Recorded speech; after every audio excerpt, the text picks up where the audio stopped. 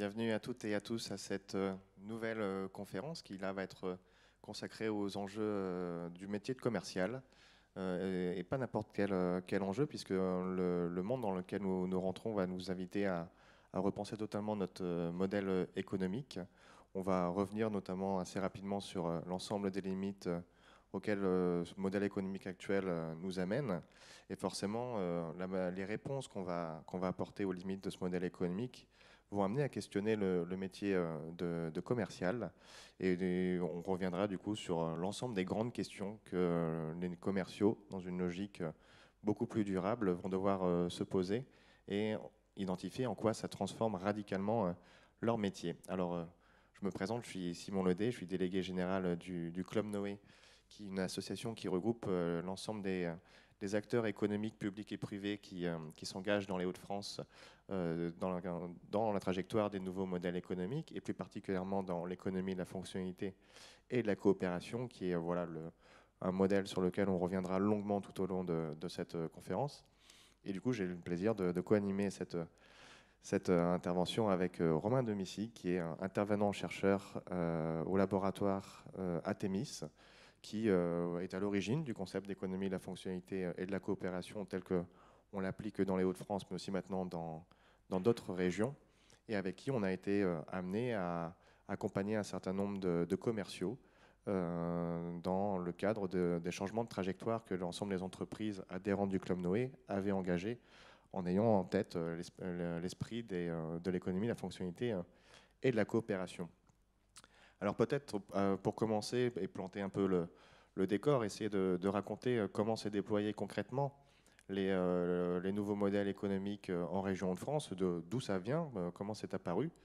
Mais en fait, tout a commencé grâce à une coopération forte entre un service du Conseil régional du Nord-Pas-de-Calais à l'époque et le laboratoire d'intervention et de recherche à Thémis sur deux grandes questions.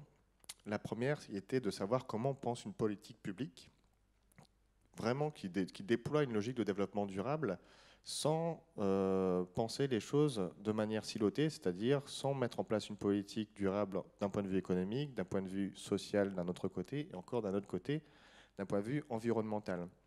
Avant, quand je vous parle de cette réflexion émerge dans les années 2000. Avant cela, vraiment, ces trois questions étaient totalement séparées, et du coup, le Conseil régional fait appel à ce laboratoire d'intervention de recherche qui est à Thémis pour répondre à la question comment on traite ces trois enjeux de manière intégrée, et surtout, ça donne quoi en termes de politique publique à mettre en place. Premier enjeu, du coup, première grande question qui avait été posée. Deuxième grande question, elle a été de faire un constat. Aussi un constat plutôt positif, qui était de dire que le Conseil régional avait massivement investi sur la question des industries, notamment dans le domaine du recyclage, et s'est posé la question de leur modèle économique et de leur pérennité, à savoir que si demain, si en changeant les modes de production, les modes de consommation, on arrive à produire moins de déchets, ces industries du recyclage ne seront plus rentables. Donc quelque part, elles vivent du déchet, elles ont besoin qu'il y ait toujours plus de déchets qui soient produits pour pouvoir être rentables. Donc du coup, d'un point de vue social et environnemental, on est un peu dans une impasse. Et c'est comme ça qu'est né le concept d'économie, de la fonctionnalité, de la coopération pour répondre à ces deux grands enjeux. Du coup, Romain, est-ce que tu peux revenir un petit peu sur ce concept qu'est l'économie de la fonctionnalité et de la coopération, qui d'ailleurs, à l'époque, s'appelait surtout économie de la fonctionnalité tout court, comment ça émerge et d'où ça vient? Alors, le modèle d'économie de la fonctionnalité de la coopération, déjà, il faut le voir comme une manière de regarder l'activité économique, une sorte de grille d'analyse. On parle des fois d'une paire de lunettes que l'on chausserait qui nous permettent de voir autrement l'activité euh, et qui trouve son inspiration d'abord dans le constat, comme tu l'as très bien dit, d'une incapacité d'un modèle que nous on qualifie d'industriel. Alors il n'est pas limité à l'industrie, mais je reviendrai après là-dessus, mais d'un modèle qu'on qualifie d'industriel, de son incapacité en fait à prendre en charge les enjeux d'aujourd'hui, et notamment parce qu'il y a une transformation assez profonde à laquelle on assiste. Il faut voir que le modèle industriel, la logique industrielle, elle se fonde au tournant du XVIIIe siècle avec la révolution industrielle. Moi j'aime bien prendre la date de 1776 pour l'ancrer un peu dans le temps, hein, qui est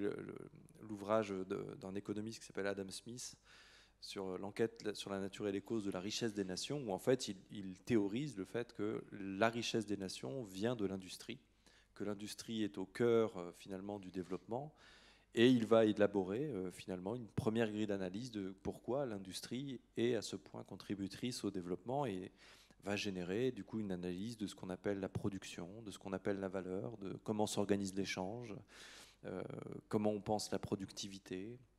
Et en fait, depuis plus de 250 ans maintenant, on utilise toujours, on mobilise toujours, alors de manière un peu améliorée, hein, mais en fait, on utilise toujours les mêmes lieux communs, les mêmes hypothèses, les mêmes représentations quasiment que celles qui se sont développées à l'occasion de cette révolution industrielle. Alors que en 250 ans, le monde a pas mal changé tout de même. Alors, il y a, on pourrait dire, des changements de fond pour l'activité économique elle-même, hein, c'est-à-dire la mutation, en tout cas, qui tient beaucoup à cœur d'Artémis, qui est la mutation du travail, puisque les activités dans leur traduction concrète, dans le travail réel en fait, se sont retrouvées à mobiliser de plus en plus ce qu'on appelle une dimension servicielle et immatérielle, c'est-à-dire il y a une part beaucoup plus grande aujourd'hui dans l'activité économique qui relève d'activités immatérielles que au moment de la révolution industrielle. Il y a un développement en fait du secteur des services d'une part, et puis il y a un développement de ce qu'on appelle nous la dimension servicielle de l'activité économique. Donc ça, c'est une première mutation qui fait que chausser des lunettes d'industriel pour regarder des activités de service ou servicielles, c'est pas aussi évident que ça, et surtout, il y a des chances que ce soit pas aussi pertinent que ça. Ensuite, il y a une deuxième chose, on pourrait dire, qui sont l'émergence de problématiques, alors pas qu'elles soient nouvelles en soi, je pense par exemple au réchauffement climatique, hein, quand on regarde les études longues sur l'impact de l'homme sur le climat, on voit bien que ça n'a pas attendu l'EFC pour arriver, hein, les effets du réchauffement climatique, mais en fait, il y a une prise de conscience, aussi une avancée scientifique très grande sur les limites environnementales des modèles économiques actuels. Donc ça, c'est un deuxième mur, et en fait, avec ce qu'on voit, c'est que la logique industrielle, donc la manière de penser de l'industrie, celle qu'a élaborée notamment Smith, mais pas lui tout seul, hein, elle est en très grande difficulté, voire même en incapacité de penser une issue à cette question, par exemple, et à intégrer en fait les enjeux du climat dans son propre mode de réflexion. En fait, très vite, on se retrouve avec une alternative qu'on a déjà tous entendue, hein, choix économique ou choix écologique, quoi, dos à dos, comme si l'un était le contraire de l'autre, et donc des intérêts antagoniques. Puis, il y a un troisième aspect de transformation, c'est le modèle industriel. Alors, dans nos pays d'Europe de l'Ouest, il s'est aussi grippé à partir des années 70-80, enfin, plutôt 60-70, la fin de ce qu'on appelle les 30 glorieuses, dont on a tous un jour entendu parler à l'école. En fait, ce modèle s'est grippé, et notamment toute la promesse de progrès qui était attachée à l'industrie, et déjà depuis Smith, hein, cette idée que ça faisait de la diffusion de biens qui permettaient d'équiper les ménages, d'augmenter le temps disponible, d'augmenter la distance à laquelle on peut voyager, d'augmenter en fait nos capacités de jouir de la vie, on va dire ça comme ça. Cette machine s'est beaucoup grippée donc à partir de ces années 70-80. Et avec notamment un autre aspect qui est que dans les 30 Glorieuses, on avait aussi un plein emploi, relatif plein emploi en France. Et cette machine de logique, de volume, de distribution de biens, en fait, elle s'est globalement grippée dans cette période, et on a commencé à voir apparaître le chômage de masse, les inégalités sociales, alors nationales, mais encore plus, on pourrait dire, internationales, les tensions sur la santé, tout ça, en fait, pas que ça n'existait pas auparavant, mais que le modèle industriel promettait de pouvoir atténuer, compenser. Ces choses-là deviennent aujourd'hui particulièrement prégnantes. On a parlé dans la session juste avant sur les managers de l'enjeu notamment de santé au travail, par exemple, qui est une explosion extrêmement forte là, et l'incapacité en fait de ces lunettes industrielles pour capter finalement ce qui s'y passe et trouver des modalités de réponse cohérentes avec l'ensemble du reste du modèle.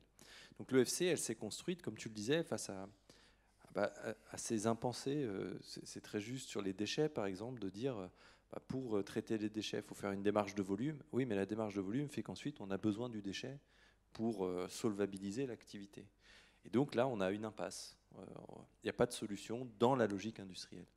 D'où le développement, effectivement, notamment à partir des travaux de Christian Duterte, qui est un économiste qui est aussi directeur scientifique d'Atemis, des travaux de Christian Duterte qui pose cette question de la mutation structurelle de l'activité, et notamment cette question du développement serviciel. Et derrière ce développement serviciel, de voir que c'est une remise en cause assez grande de tout un tas de concepts qu'on pensait installer en économie, la productivité, le marché, toutes ces choses-là deviennent discutables. Et en fait, l'EFC, il faut voir ça comme une grille qui permet de reprendre un peu pied à pied les sujets que traite le modèle économique industriel pour en avoir un développement, une pensée en lien avec ce que c'est les activités actuelles et notamment la dimension immatérielle et servicielle des activités d'aujourd'hui. Donc si je comprends bien, si je pose la question de pourquoi on n'arrive pas à faire converger intérêt économique, intérêt social, intérêt environnemental, on a toujours un peu l'impression que l'un se fait au détriment de l'autre. La réponse qu'apporte l'EFC, c'est de dire, en fait, c'est la manière dont on pense le modèle économique, c'est la manière dont on pense qu'est-ce qui vaut, qu'est-ce qui a de la valeur et surtout comment on la produit. Et c'est cette grille de lecture-là qui crée, encore une fois, des limites sur les 3 niveaux. Je veux dire, économiquement, on ne peut pas dire que ça se passe très très bien pour les entreprises, encore plus avec la crise sanitaire que l'on vit aujourd'hui. D'un point de vue social, tu parlais effectivement de l'enjeu de la santé, la question des burn-out, l'épuisement professionnel, etc. C'est des choses qui sont en train de totalement exploser. La consommation d'ailleurs de médicaments psychotropes, etc., est très liée aussi à cette question de la souffrance au travail. Et puis d'un point de vue environnemental, il n'y a pas une journée sans qu'on se rende compte que vraiment il se passe quelque chose de grave. Donc du coup, la réponse qui fait à la question de dire mais pourquoi on n'y arrive pas, parce que tu le dis, c'est pas un constat qu'on fait depuis hier, c'est un constat assez vieux maintenant, et pourquoi on n'y arrive vraiment pas alors que vraiment le constat est plus que partagé. La réponse c'est dit, il faut repenser la manière de, ce qui vaut, redéfinir ce qui vaut, et la manière de la produire. Alors forcément, du coup, si on regarde le sujet qui nous intéresse, et notamment le métier de commercial dans tout ça, et le commercial est forcément pris aussi dans cette logique-là. Et si on veut en sortir, alors, ça va être l'objet du coup de cette conférence. On va regarder un petit peu en quoi son métier est transformé. Mais juste avant ça, peut-être planter un peu le décor de ces entreprises qui ont engagé cette trajectoire maintenant depuis une dizaine, quinzaine d'années, et de revenir sur par quoi c'est passé. Les premiers dispositifs d'accompagnement qui ont été pensés concernaient d'ailleurs au départ que le dirigeant d'entreprise, qui était, on disait à l'époque, déformé. On lui disait, ben voilà, en fait, vous pensez que la valeur, c'est ça, c'est ce qui définit la valeur, c'est ça, et c'est notamment des choses qui sont très mesurables, tangibles, et le plus souvent qui reposent sur de la matière. Pour développer le chiffre d'affaires, voilà, on vend toujours plus ou on traite toujours plus de déchets. La question de la valeur, elle est tranchée, c'est quelque chose de tangible, mesurable, matériel. Là, on dit non, c'est plus du tout ça. Et puis, on donne les lunettes aux dirigeants de dire, voilà, dans l'immatériel, dans cette question de l'activité servicielle, comme tu disais, donc c'est voilà, tout le travail qui, en le 3/4 du temps, est considéré comme non productif, d'ailleurs. C'est quelque chose qui, comme est difficilement identifiable, on a du mal à voir qu'est-ce qui est réellement produit parce qu'on ne peut pas le toucher, on ne peut pas le mesurer avec des indicateurs quantitatifs, ben voilà, ça ne vaut pas. Et en fait, si on dit, prenez ces lunettes-là, vous voyez tout ce qu'il y a, et en fait, tout ça, ça vaut. Très bien, donc ils sont déformés à ça, et suite à ça, avec cette paire de lunettes-là, ils imaginent plein de nouveaux services, sauf que quand ils vont dans leur boîte expliquer cette nouvelle vision qu'ils ont, mais ils font face à un mur quelque part. Je me rappelle les premiers dirigeants qui venaient nous voir en disant j'ai essayé de parler de FC à mes salariés ou à mes clients. Ils revenaient en disant on m'a pris pour un poète. Donc vraiment un mur que nous, accompagnateurs, à l'époque, on ne comprenait pas vraiment et on pensait assez sottement. Maintenant, avec le recul, on se dit comment on a pu penser ça, qu'il suffisait tout simplement de passer ses lunettes aux dirigeants d'entreprise et puis que voilà, à partir du moment où le décideur il a décidé quelque chose, ça se mettra en place. En réalité, ça ne s'est pas du tout passé comme ça. Et c'est pour ça que du coup, on s'est dit, mais en fait, il n'y a pas que le dirigeant qui doit changer ses lunettes, c'est tout son écosystème en interne, c'est tout son écosystème avec ses clients, ses partenaires. Donc, il faut qu'on soit là pour l'accompagner là-dessus et qu'il ne soit pas tout seul avec son bâton de pèlerin à prêcher la bonne parole et à essayer de passer des lunettes à un opticien qui aurait en revendre. Donc, on a créé après quelques années d'accompagnement de dirigeants d'entreprise, des parcours d'accompagnement pour les commerciaux en disant, voilà, si votre métier, c'est pas d'essayer de vendre toujours plus de biens et de services à vos clients, qu'est-ce que c'est? Et du coup, voilà, on va vous présenter plusieurs enjeux qui répondent à cette question. Et le premier d'entre eux, c'est notamment le fait de dire que le travail de commercial, c'est déjà de produire un bien et un service. C'est-à-dire quand je commence à essayer d'identifier le besoin réel du client et que je n'essaye pas forcément de lui vendre le bien, le service qui a déjà été pensé, fabriqué, et donc j'essaye de faire rentrer ses besoins par rapport à mes propres contraintes en réalité de production. Nous, on renverse totalement ça, on dit, voilà, finalement, dans l'économie à fonctionnalité de la coopération, il va falloir co-construire la solution avec le client, et à partir de là, du coup, le commercial, il n'est pas là juste pour vendre, il est là pour coproduire la solution avec le client. Pour illustrer ce point-là, pour dire vraiment que les commerciaux sont des producteurs de services, on va prendre un exemple concret d'une entreprise qui s'appelle FlexInc et qui est une imprimerie qui, maintenant, dans l'économie à fonctionnalité de la coopération, moins elle imprime et plus elle est rentable. Je laisse toujours un petit temps de réflexion pour montrer un petit peu la rupture forte quand même que cette structure a engagée. Et en fait, qu'est-ce qu'elle propose à ses clients? Elle propose en fait non plus d'imprimer des flyers ou des livrets de manière assez classique et traditionnelle, et surtout n'est pas là pour essayer à ses clients d'en acheter le plus possible, en leur disant mais si vous en achetez 600 plutôt que 500, ça vous coûtera moins cher en réalité, donc prenez-en plutôt 600. Et son métier, c'est plus du tout ça. Il est là il appelle ça accompagner ses clients dans un projet d'impression. Donc, la première chose qu'il fait, c'est de savoir à quoi ça va vous servir les livrets ou les flyers que vous voulez produire et s'intéresser le plus finement possible à l'usage de ces outils imprimés pour pouvoir au bout d'un moment questionner ensuite la quantité dont on a réellement besoin. Et dans les prémices de son nouveau modèle économique, il imaginait du coup se rémunérer sur les économies de flyers ou de papier qui étaient gaspillés. Et du coup, lorsqu'il allait chez son client à un premier rendez-vous, et qui posait déjà la question des usages des livrables et des flyers ou des livrets, mécaniquement, le client venait, par exemple, en demandant 500 flyers, il fait un entretien de 20 minutes, ça allait très vite des fois, avec le dirigeant d'entreprise qui questionne l'usage réel, et on passe de 500 flyers à, en fait, moitié moins, en réalité. Et juste, du coup, comme c'était sa promesse, son offre était d'accompagner ses clients à gaspiller moins et à communiquer mieux, juste en 20 minutes, il avait rendu ce service et produit ce service-là à ses clients. Mais du coup, se pose la question après de comment on contractualise, on viendra par la suite. Juste quand je prends cet exemple-là de cette entreprise, Romain, et qu'on affirme que le commercial, en fait, il n'est pas là juste pour vendre, et ce n'est pas quelque chose qui est en dehors de la production, qui est totalement intégré dans la production. Qu'est-ce que ça t'inspire?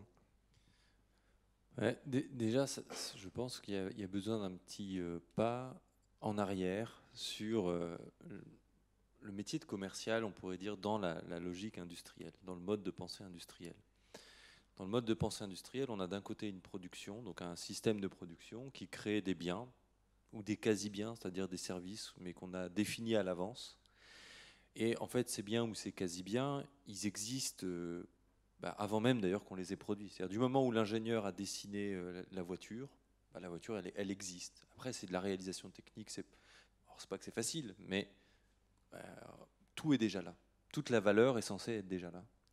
Quand on l'applique à un service, on va dire que ce qui fait la valeur d'un cours, par exemple à l'université, c'est le fait de passer, c'est l'heure, l'unité, c'est des heures de cours.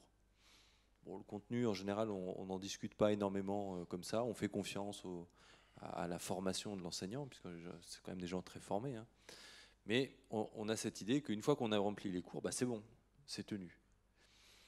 Parce qu'il y a cette vision qu'il y a une production d'un côté, et puis après, le travail du commercial, c'est d'aller écouler cette production. Alors quand on parle de voitures, de boîtes, de verre, d'écrans de télé, de micros, ça marche, on peut dire, on voit pas de décalage très, très lourd là-dessus. Avec quand même un truc, c'est qu'on fait comme si la valeur, elle était contenue dans le micro. Mais vous voyez que là, il y a plein de micros aujourd'hui de mobilisés, hein. S'il y en a un qui est jamais utilisé de la journée, comme on l'a déjà acheté, en fait, il vaut autant que celui que je suis en train d'utiliser. On fait comme si c'était la même chose. Ils ont tous la valeur intrinsèquement. Et c'est ce que rencontrait Flexing, qu'il avait des gens qui achetaient des flyers pas chers. Mais ils disaient, regardez, mes flyers sont pas chers. Mais ils finissaient dans les armoires, ils servaient strictement à rien. Et donc avec un truc où, du moment où c'est acheté, c'est bon, la question de la valeur est réglée. Et donc le travail du commercial, c'est de pousser au maximum, de dire prenez pas 600, 700, montez, augmentez, ça baisse le prix unitaire, vous ne voyez pas la bonne affaire que vous faites, puisque chaque flyer est censé avoir de la valeur, plus vous en achetez, plus vous avez de valeur, et moins il est cher, plus c'est intéressant. Et donc comprendre que ça, donc du coup, ça donne un métier de commercial où c'est pas lui qui produit la valeur. La valeur elle est produite avant, puis après le client il se débrouille avec ce qu'on lui a donné, ce qu'on lui a livré. Dans une perspective servicielle, on se pose la question, ça sert à quoi ? En quoi ça rend service ? Et on peut la poser pour les micros, les caméras. La première question, c'est en quoi ça rend service ? Et donc là, on rentre dans quelque chose où ça ne rend pas service en soi. Il va falloir demander, mais vous allez en faire quoi des micros ? Est-ce que c'est pour parler, chanter ou alors c'est au cas où quelqu'un veut intervenir ? Parce que quand même, si on met du matériel d'extrêmement bonne qualité pour le chant, ça vaut le coup. Si c'est pour de la conférence, c'est peut-être un peu moins intéressant. Puis alors, si c'est pour faire le truc qui sauve au dernier moment de la réaction, c'est peut-être pas exactement le même micro à chaque fois. C'est un peu rapide, mais pour donner cette idée-là. Et du coup, là, le travail du commercial, en fait, c'est dans le métier du consulting ou de l'intervention, on connaît bien ça, c'est de travailler la demande, de comprendre, et au fait, pourquoi vous en avez besoin. En prenant un risque très grand, que rencontrait Julien Dacosta, hein, et il continue d'ailleurs de le rencontrer, c'est le dirigeant de Flexing. Voilà, c'est le dirigeant de Flexing, exactement. En posant la question, on prend le risque que l'autre dise oui, mais au fait, vous avez raison, j'ai pas besoin de micro, j'ai pas besoin d'imprimer. En fait, moi, j'en ai pas besoin du tout. Et alors, si on fait ça, on se retrouve. L'autre, il est très content, il a fait une économie de tout. Il dépense rien et il gaspille rien. Top. Par contre, le commercial ne rapporte rien à son entreprise. Alors qu'il a produit de la valeur. Ne serait-ce que par l'effet d'évitement de gaspillage, il a produit de la valeur. En plus, il a rendu les idées plus claires à son client sur ce que ça veut dire imprimer. Donc ce déplacement-là fait qu'il est déjà en train de produire un service. En fait, c'est vraiment, quand je parlais tout à l'heure des mutations structurelles, un truc extrêmement différent entre le bien et le service. Le bien, ça se stocke, ça s'identifie en amont, ça se distribue, on y accède globalement quand on l'achète. Donc ça, c'est le bien. Le service, ça ne se stocke pas. On ne peut pas à l'avance se dire, bon, je vais stocker des rendez-vous clients, là j'ai le temps, j'en fais plein, et puis je les déroulerai plus tard. Mais non, il faut être dedans, on est là. Ensuite, à l'avance, on ne sait pas ce que ça produit. Il ne sait pas si son client, il s'est déjà posé la question, s'il est équipé pour, s'il est organisé pour. Et c'est souvent un truc qu'il rencontre, Julien, il a des gens où les gens ne savent pas dire comment les commerciaux, par exemple, vont utiliser les flyers. On ne s'est jamais posé la question. Puis il y en a d'autres, ça fait longtemps qu'ils se posent la question et donc ils peuvent amener des réponses claires. Il y en a qui aussi savent s'adresser à un imprimeur, d'autres pas du tout. C'est la première fois de leur vie. Donc ils envoient des fichiers pas comme il faut. Ils travaillent pas en fait. Ils n'ont pas l'habitude de ça. Donc il faut quasiment les professionnaliser avant de commencer à produire. En fait, ce que ça pose, c'est que la division que l'on fait habituellement entre un travail de distribution, un travail de commercial et un travail de production, elle n'est pas pertinente dans le modèle, dans la perspective d'une dynamique servicielle. Ça n'est pas pertinent. Vous voyez, derrière cette question-là, c'est du coup, dans le service, on a une chose, c'est que aussi, on est pris dans, on pourrait dire, dans une dynamique réelle, dans le mouvement concret de production avec les clients. Et donc, on a des variations très grandes de ce qu'on va être capable de produire. Et avec un truc, c'est que pour être efficace dans la production, il ne s'agit pas de raconter, enfin de passer plein de temps avec le client. Il faut aussi être capable d'avoir en tête, pour Julien par exemple, ce que ça veut dire du côté du travail de production derrière. Parce qu'il y a quand même des flyers qui risquent d'être produits. Il faut avoir cette réactivité, cette capacité-là. Et donc, en fait, le commercial, il ne se dépasse pas tout seul à pousser des boîtes qui ont été définies par d'autres. Ce qu'il va faire a une incidence sur ce qu'il y aura à produire, y compris du côté des biens. Et ça, c'est un autre déplacement très fort, parce que jusqu'ici, on ne demandait pas aux commerciaux de devenir des concepteurs, y compris d'avoir leur nez dans la conception des biens ou des quasi-biens que l'on mettait en distribution. On leur demandait juste, le produit est là, pousser les produits. Ensuite, ça fait cette jonction aussi avec ce que tu dis sur... Quand tu disais les dirigeants sont retournés vers leurs équipes et on leur a dit, vous êtes un poète, ou vers des clients, vous êtes un poète. Pour moi, c'est cette dimension de, on ne se rend pas compte que derrière le modèle économique industriel, la logique industrielle, en fait, il y a une naturalisation des concepts du monde industriel. Le marché, ça paraît naturel. L'achat-vente, l'offre et la demande, qu'il existerait une demande comme ça dans la tête des gens qui attend juste qu'on vienne la collecter, ça paraît naturel. En vrai, ça ne se passe jamais comme ça. C'est-à-dire, on n'a pas toc toc, bonjour monsieur le client, j'ai des flyers. Ah, parfait, ça correspond exactement à ce que je voulais, ça vous rend service, exactement. Hop, et on a deviné à l'avance, sauf à se dire qu'on est très très fort en anticipation, mais quand même. Et donc on a en fait des impensés. Et on va en discuter beaucoup là, parce que les commerciaux, du coup, dans leur travail, c'est comment ils mettent au travail, dans la relation avec le client, justement ces impensés. Comment ils arrivent, non pas à les convaincre, à les faire adhérer à un discours. Ça, ils savent très bien faire. D'ailleurs, c'était une des premières questions qui était posée par les commerciaux. C'est quoi l'argumentaire de l'EFC? Mais ça ne change rien. C'est-à-dire, c'est une nouvelle boîte, comment je la vends, quoi. Là, c'est vraiment de se dire comment, dans mon travail de commercial, je ne suis pas amené à faire de l'argumentaire, mais à commencer à produire la trajectoire de mon client. Avant de passer à l'autre enjeu, l'autre repère professionnel finalement du travail de commercial dans une logique relevant des nouveaux modèles économiques, faire peut-être une distinction à travers le mot valeur. Tu disais que quelque part, lorsque je rends service réellement à mon client et que je ne capte, j'ai rien facturé, j'ai quand même créé de la valeur. Donc du coup, en fait, faut peut-être s'entendre, c'est dans notre vision des choses, on a tendance à distinguer ce qu'on appelle la valeur d'usage. Du coup, c'est en quoi c'est utile, ce que l'on apporte aux différents bénéficiaires, et puis la valeur monétaire, qui est voilà, là pour le coup la question de l'argent. En fait, il y a une décorrélation très forte entre cette valeur d'usage et la valeur monétaire qui ne devrait pas y avoir. En réalité, normalement, lorsqu'on rend service, l'enjeu, normalement, dans un modèle économique, c'est on est rémunéré pour les effets utiles que l'on apporte. Et en fait, là, à travers le cas de FlexSync, on se rend compte que ce n'est pas du tout parce qu'on crée des effets utiles, ce n'est pas parce qu'on rend réellement service à notre client, en réalité, que mécaniquement, on gagne de l'argent. Même, on pourrait dire, même quand on détruit de la valeur. Parce que pour le cas de flexing, c'est vraiment de la destruction de valeur. C'est-à-dire, valeur d'usage.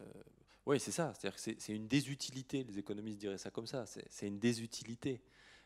Parce que non seulement ça prend de la place, tous ces flyers qu'on n'utilise pas, puis ils vont finir à la benne. Donc ils auront créé zéro d'usage, effectivement, pas du tout d'utilité, et ils auront encombré plus, seront devenus des déchets. Donc c'est aussi effectivement ça. Pour moi, derrière cette question-là, c'est vraiment une des hypothèses très fortes de la théorie économique qui est sous-jacente au modèle industriel, à la logique industrielle. C'est une expression qu'utilisait beaucoup un économiste qui s'appelle Milton Friedman, le as-if. Alors je l'étends un peu, c'est pas celui de Milton Friedman partout, mais je trouve que le comme si, il est central dans cette affaire. C'est-à-dire, du moment où j'ai acheté le flyer, je fais comme si le fait de l'avoir acheté, ça réglait la question de l'utilité. Si je l'ai acheté, c'est que j'en avais une utilité. Et je le sais à l'avance, puisque sinon je ne l'achète pas. Donc, en fait, on fait comme si l'acheteur sait à l'avance toute l'utilité que ça va lui apporter, sait la comparer, etc.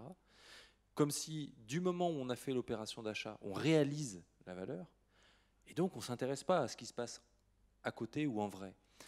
C'est un point sur lequel enfin, qui n'est pas si évident que ça à comprendre, mais c'est les modèles économiques, c'est à la fois des dimensions de représentation, c'est-à-dire c'est un mode de pensée, nous on dit ça comme ça, un mode de pensée, mais c'est aussi en lien avec un rapport au réel. Et alors, on parle du métier, vous voyez, c'est pas, ça peut paraître un peu incongru de parler de métier. Et tu as beaucoup parlé dans ton introduction de la question aussi du travail du commercial.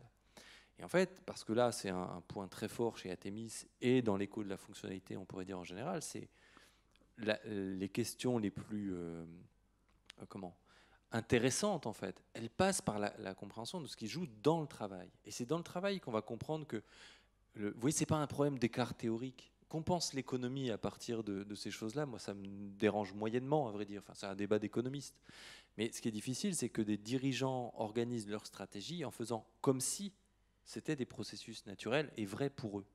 Et là, il y a un problème parce que du coup, on se retrouve avec des commerciaux pris quelque part dans une résistance, une incapacité à comprendre cette orientation nouvelle parce que ça vient heurter des impensés. Quand tu disais, on appelait le parcours d'accompagnement le premier point un sas de déformation. C'est pas nous qui l'avons nommé comme ça, hein, c'est les dirigeants de la première session qui ont en retour nommé comme ça ce sas, parce qu'en fait, on a dénaturalisé des choses qui étaient complètement naturalisées et indiscutables, on pourrait dire, dans les représentations qu'on a de l'activité. Tout ça pour dire que derrière cette question enfin, dans ce qu'on va traiter là aujourd'hui, il y a toujours cette question un peu à deux niveaux, c'est-à-dire comment on crée d'autres paires de lunettes. Je parlais de lunettes tout à l'heure, donc d'autres paires de lunettes qui permettent de regarder autrement. Mais regardez quoi? Regardez le réel du travail à l'œuvre. Et poser cette question, ça vaut quoi votre truc? Ah, mais c'est vachement important pour moi d'avoir des flyers. Non, non, attendez. Comment? Qu'est-ce que ça produit? Qui les utilise? Comment ils les utilisent? En quoi c'est porteur de valeur? Et ça, c'est des questions qu'on n'a pas normalement l'habitude de poser quand on est commercial, puisque notre but, c'est surtout pas de poser. Vous imaginez le type qui dit bah non, c'est vrai, j'en ai pas besoin. Il faut être dingo dans le modèle industriel pour faire ça. Dans le pied. Exactement. Dans le modèle serviciel, bah, c'est justement comment on va, notamment en changeant la manière d'approcher, s'autoriser à faire ça. Non seulement s'autoriser, mais se dire c'est ça la production de valeur. Et donc réaligner le contenu réel du travail avec les enjeux de modèle économique. Je regardais s'il y avait des questions de la part des internautes et je vois qu'il y a du coup effectivement une question. Vous parlez d'émergence de problématiques. Quelles sont ces problématiques? Alors j'invite l'internaute peut-être à préciser un petit peu cette question parce que des problématiques on en a posé à plusieurs niveaux. Celle du modèle industriel. D'accord. Mais peut-être pour donner juste quelques points sur ces limites du modèle industriel. La logique industrielle, elle rencontre, on pourrait dire, des impasses du côté économique. On a une stratégie de volume. Pour être un bon industriel, il faut faire beaucoup de quantité, ça permet de bénéficier de gains de productivité, ça permet en fait d'être plus efficace dans la production. Le problème, c'est que comme tous les industriels ont exactement la même chose en tête, très vite, ça conduit à ce qu'on appelle la saturation des marchés. Et donc la saturation des marchés, c'est derrière une tension sur les marges, la concurrence exacerbée, qui a comme seule réponse la concurrence exacerbée. C'est-à-dire le moyen de lutter, c'est de tirer mes prix encore vers le bas. Pour tirer mes prix vers le bas, qu'est-ce que je fais? De la productivité. Comment je la fais? J'augmente le volume. Et donc on a une machine qui génère de la saturation des marchés. Et on le voit d'ailleurs avec il y a des courbes en économie sur la diffusion des produits, la vitesse de diffusion des produits. Pensez au smartphone, hein, le temps d'installation du smartphone dans le marché français, il a été assez court avant que tout le monde ait au moins un smartphone. Maintenant, on a quasiment tous les ans un renouvellement de ce marché qui se sature extrêmement vite. Et donc, on a, c'est un peu rapide, mais ça, c'est une première très grosse limite, qui ensuite est prise dans une limite environnementale, c'est que la stratégie de volume, elle se heurte au plafond de ce qu'on appelle les ressources. Vous savez, il y a ces stats sur le nombre de planètes qu'on consomme à l'année. Et en fait, il y a pas mal d'industries extractives qui fait qu'on pompe toujours plus de ressources sur la Terre par rapport à ce qu'elle est capable de produire ou ce qui est tenable de produire dans une année.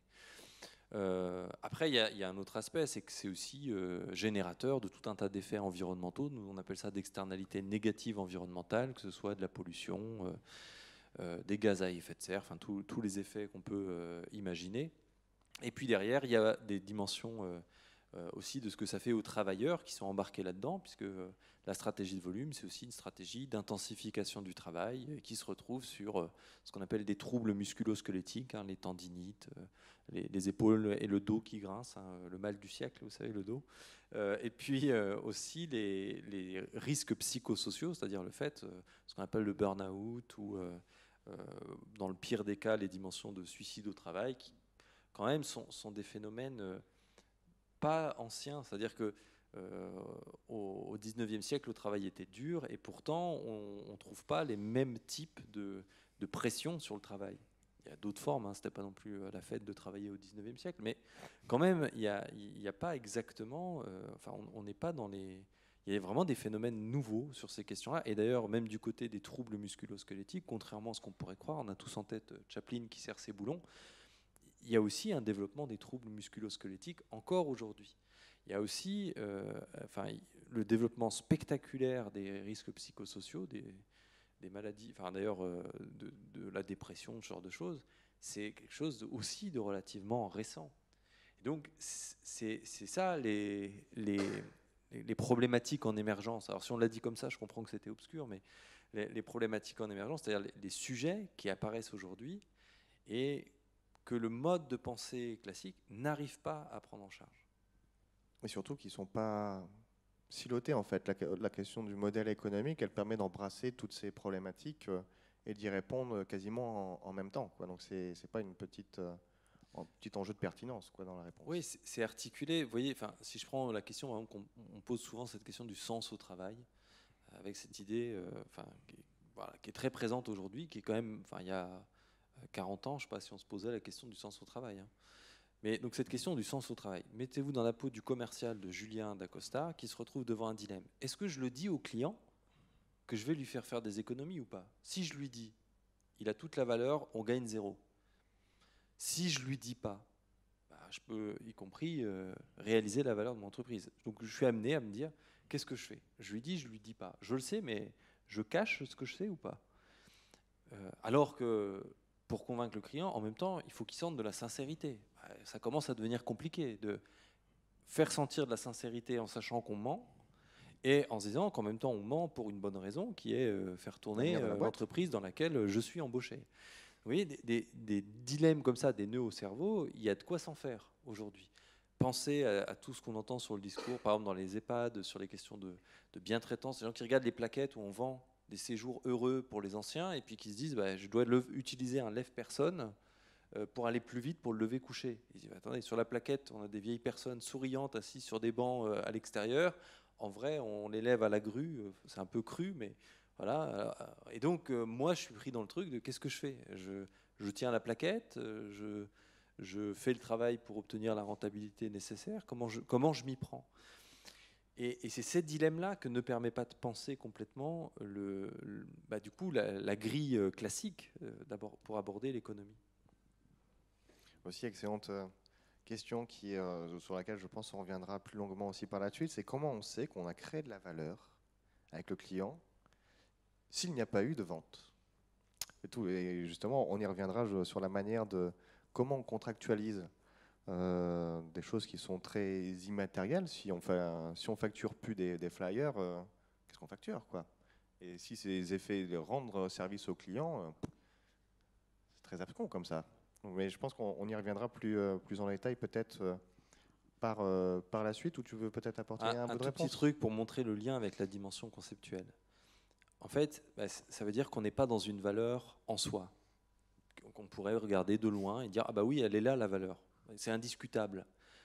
On rentre dans un truc où la valeur, c'est aussi une construction de ce qu'on y met, nous, comme valeur. Vous voyez que la valeur des flyers, elle n'est pas contenue dans un traitement de prix. Ce n'est pas le prix qui dit la valeur des flyers.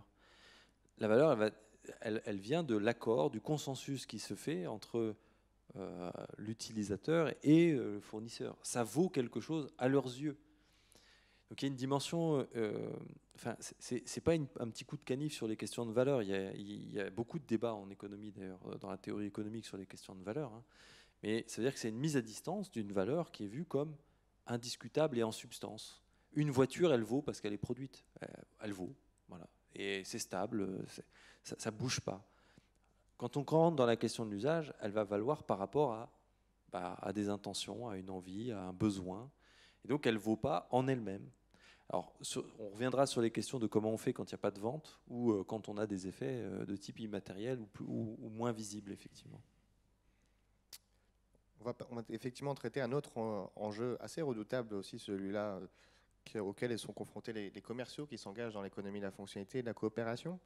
Et c'est notamment le fait que pour pouvoir réussir aussi à contractualiser dans cette logique-là, on est obligé à ce que le client il coopère avec nous, c'est-à-dire à rentrer dans cette même logique-là de regarder différemment ce qui vaut, à aussi pas être dans une relation de donneur d'ordre prestataire en disant voilà, j'ai demandé ça, je l'exige et parce que je suis le client, je vais l'avoir. Plutôt dans une logique de rapport de force. Tout ça, dans notre modèle, ça tombe à l'eau, ça ne peut pas marcher. On est obligé de coopérer pour se mettre d'accord sur, un, qu'est-ce qu'on va produire, deux, comment on va le produire, et ensuite, trois, qu'est-ce que ça vaut, également. Et du coup, la coopération, ça ne tombe pas du ciel non plus comme ça. C'est pas juste un enjeu de personne, d'ailleurs. C'est pas parce qu'on partage les valeurs sur la question du développement durable ou sur la question du respect ou je ne sais quoi encore, que de fait, on va naturellement coopérer ensemble. En fait, la coopération, c'est du travail. C'est l'une de nos phrases t-shirt au Club Noé dans le parcours des commerciaux. La coopération, c'est vraiment, vraiment un travail et c'est pas un travail facile, loin de là. Pour pouvoir illustrer un peu cette dimension de comment on arrive à faire rentrer le client dans une dimension de coopération, on va changer le domaine d'activité. On va quitter l'imprimerie pour aller regarder du côté d'une entreprise qui regroupe des architectes et qui, dans le cadre de l'économie de la fonctionnalité de la coopération, n'est pas là du tout pour essayer de produire une maison ou un bâtiment pour produire une maison et un bâtiment.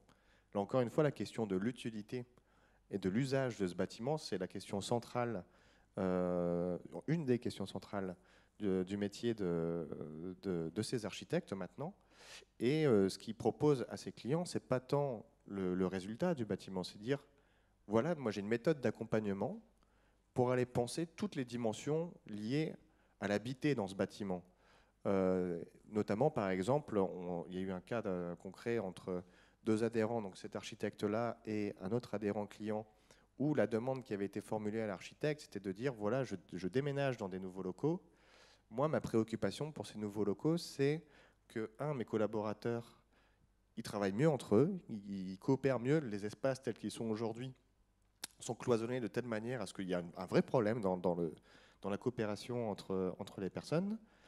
Et deux aussi, la question du bien-être au travail, la question de l'espace dans lequel on est, où ils étaient à l'époque, faisait que, c'est vrai, c'était pas un espace très, très accueillant et qui jouait un rôle plus positif dans la question du bien-être au travail. Donc voilà les clés, la demande de départ, qui heureusement est une demande plutôt, là pour le coup, servicielle, plutôt dans l'économie à fonctionnalité. Je veux pas juste un bâtiment, j'ai déjà un peu travaillé d'ailleurs ce dont j'ai réellement besoin.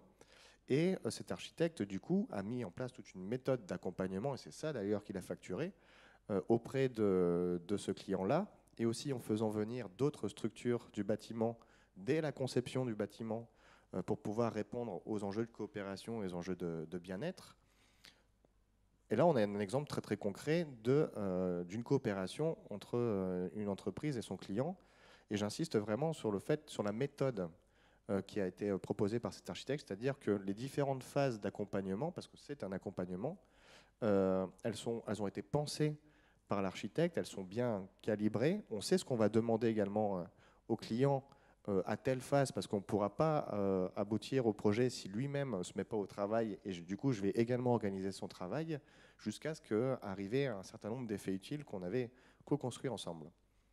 Au passage, l'expérience que j'ai citée, là, concrète d'une entreprise qui changeait de locaux, les résultats très, très concrets auxquels ça aboutit, c'était déjà les délais ont été non seulement respecté, mais même plutôt diminué, ce qui est plus que rare quand même dans la question du bâtiment, sachant que quand l'architecte avait évalué le délai pour faire les travaux de réaménagement, il a évalué ça à peu près 1 an de travaux. Et l'entreprise, le client lui a dit, mais moi dans 8 mois, j'ai plus mes locaux, il faut que je déménage.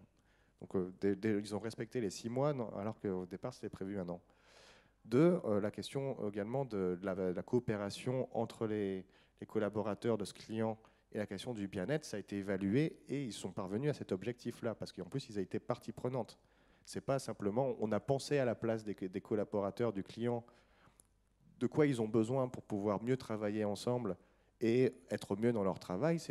On a fait un travail, l'architecte a fait un travail d'animation, d'atelier, etc., pour pouvoir se mettre d'accord là-dessus. Et surtout, tout le monde, à la fin, en termes de résultats, s'est retrouvé économiquement, alors que le budget qui avait été proposé a été divisé par 2, puisque le client, en l'occurrence, avait eu un certain nombre de difficultés économiques, et pour autant, tout le monde, à la fin, s'y est retrouvé économiquement, alors que c'était loin d'être gagné. Quand je relate cette expérience concrète, là, vraiment d'une coopération dans le cadre d'un projet qui relève d'une logique servicielle et de l'économie de la fonctionnalité de la coopération, qu'est-ce que tu vois du coup dans cette expérience?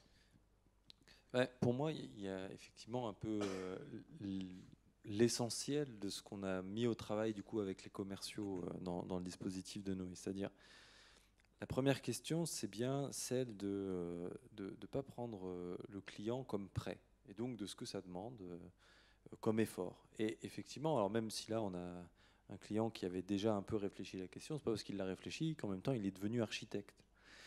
Et d'ailleurs, tout l'intérêt de faire appel à un architecte, c'est quand on n'est pas soi-même en capacité de prendre en charge ce travail-là. Donc ça, c'est un premier point, c'est où il en est le client et comment je le rejoins là où il en est.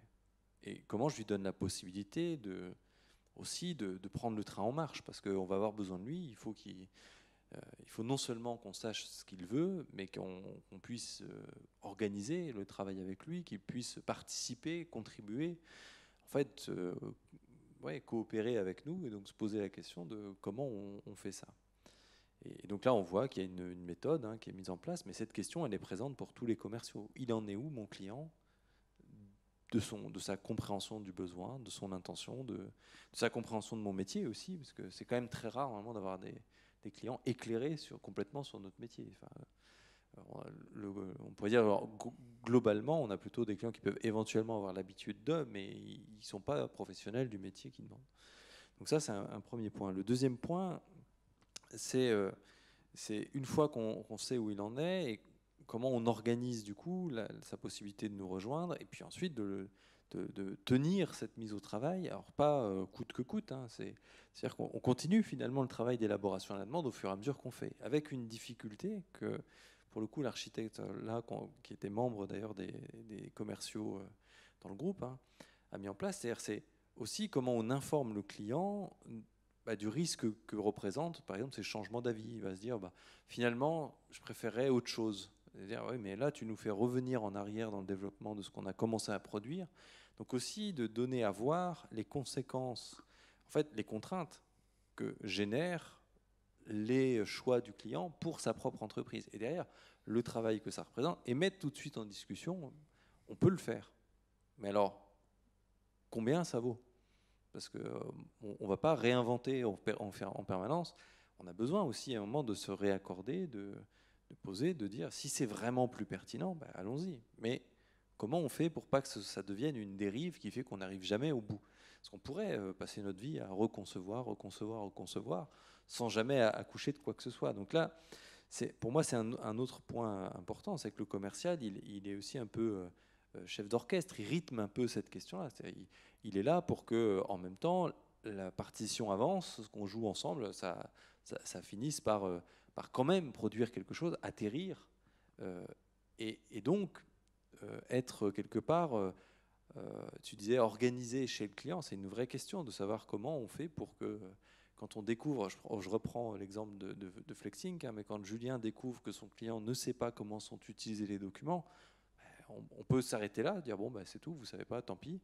Ou alors on peut dire mais ça vous intéresse pas de savoir. Et derrière la question de changer de modèle vers de l'impression à cette question des projets d'impression, c'est dire, mais en fait, vous ne pouvez pas faire de l'impression si vous ne faites pas le travail d'un projet.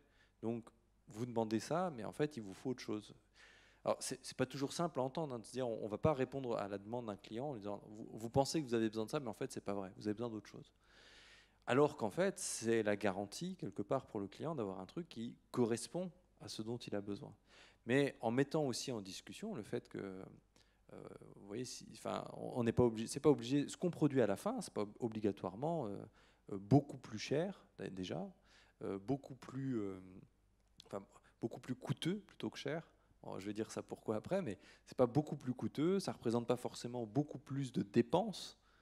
Par contre, c'est certain que ça vaut plus. C'est-à-dire qu'il y a plus de corrélation entre la dépense et ce que ça vaut. Et ça, c'est un truc on a été beaucoup confronté à ça dans le parcours commercial, à cette difficulté de se dire, je pense pour mon client, je pense à sa place. Moi, je suis architecte, je sais ce que c'est un bon projet, je vais le faire dans mon coin. Ce qui n'était pas le cas du coup de l'entreprise en question, de l'architecte en question, mais de se dire, je vais vouloir pour lui. Il me demande des flyers, mais c'est pas des flyers qu'il faut, c'est autre chose. Et donc je vais le pousser. Mais en fait, qu'il y ait un retour de la logique industrielle où on se met pas à s'intéresser au réel du client. Par contre, ce que ça donne, c'est en fait un truc délétère où on dit ouais mais et on retombe dans ce que tu disais au début de dire mes clients me prennent pour un poète. Ça devient du discours.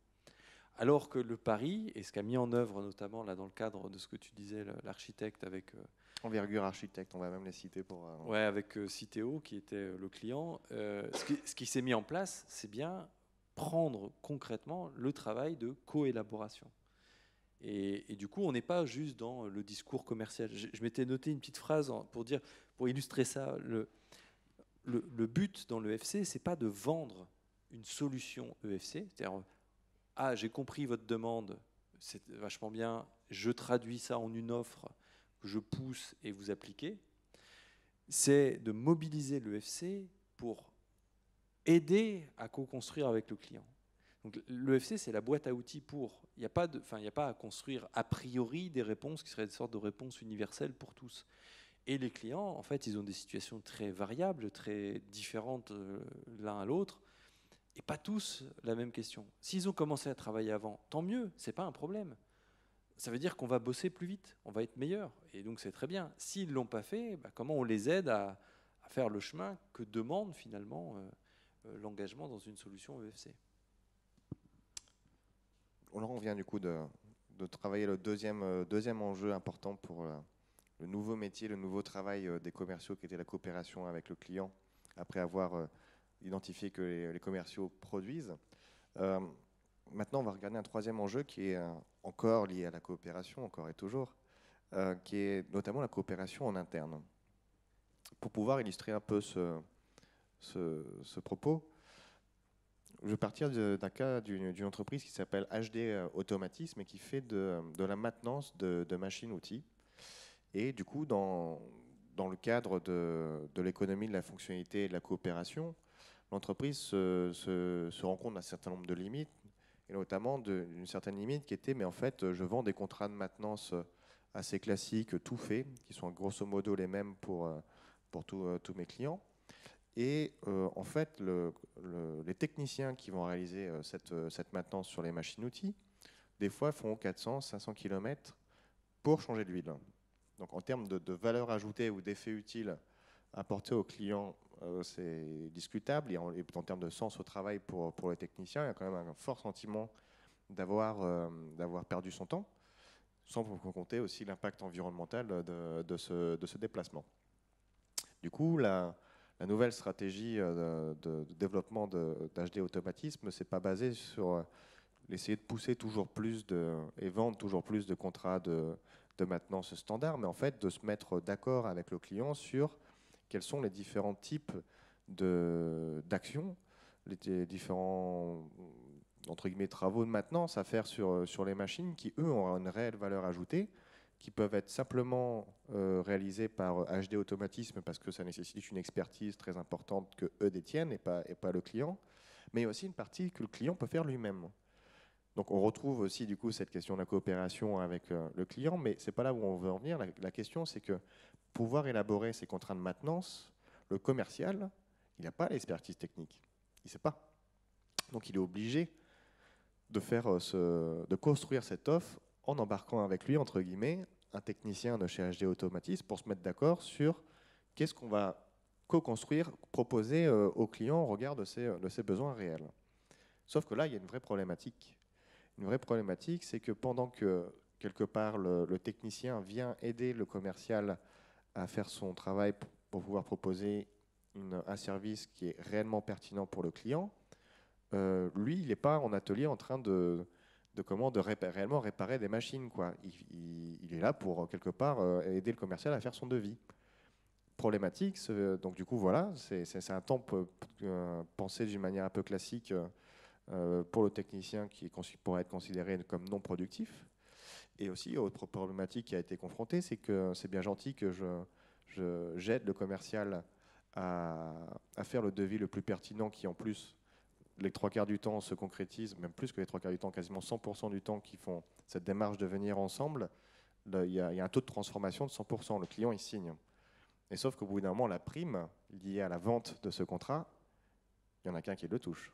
C'est le commercial, parce que historiquement, les commerciaux, dans leur mode de revenus, l'idée, c'est plutôt de valoriser leur travail de manière monétaire en faisant jouer sur la question du variable, et variable, forcément, revenu variable qui dépend de la vente toujours plus importante de nouveaux contrats. Donc du coup, le technicien, lui, il a l'impression, en gros, de bosser davantage pour en fait que ça bénéficie monétairement simplement au commercial. Donc l'entreprise s'est dit tout ça, ça ne marche pas. Il va falloir que je revoie le mode de rémunération des commerciaux, mais aussi que je redéfinisse le travail du technicien qui va devoir se soucier des enjeux de commercialisation, et pareil, le commercial qui va devoir se soucier des enjeux techniques d'intervention des techniciens sur telle ou telle machine. Donc la frontière entre commercial d'un côté et technicien de l'autre est cassée quasiment. Et c'est ça qu'a réussi, c'est Paris qui a réussi à faire HD Automatisme, qui s'est d'ailleurs concrétisé par des ventes beaucoup plus pertinentes et un taux de transformation assez remarquable. Voilà, quand je relate cette expérience, toujours le même exercice. Monsieur Demissy, qu'est-ce que ça vous inspire? Ouais, ça montre, en fait, dans l'intervention précédente, là on parlait de professionnalisation. En fait, c'est un exercice assez intéressant dans les entreprises de voir comment cette coopération entre le technicien et le commercial, non seulement c'est une nécessité pour concevoir des solutions qui soient pertinentes, pas simplement, vous voyez, c'est pas le besoin du client tout seul qui fait la pertinence, c'est aussi la capacité à mobiliser de manière pertinente les réponses, notamment techniques, qui correspondent à ce besoin. Donc ça, c'est un premier point. C'est cette question donc du besoin de cette coopération pour tenir un bon niveau de pertinence dans les réponses et dans la conception de ces réponses. Mais c'est aussi qu'à travers ça, finalement, il y a une sorte de travail de fond derrière cette coopération qui permet à la fois au commercial de développer un œil de technicien. Alors, ça ne veut pas dire qu'il devient technicien lui-même, hein, mais quand même, il sait un peu les questions qui sont posées. Il sait où regarder. C'est ça, il sait où regarder, il sait à quoi il doit faire attention, il sait... alors, quand il a le technicien qui l'embarque avec lui, c'est encore mieux, il a les deux yeux du technicien avec. Mais ça lui permet aussi, quand il est seul, de développer cette capacité à adresser des questions fondées aux techniciens.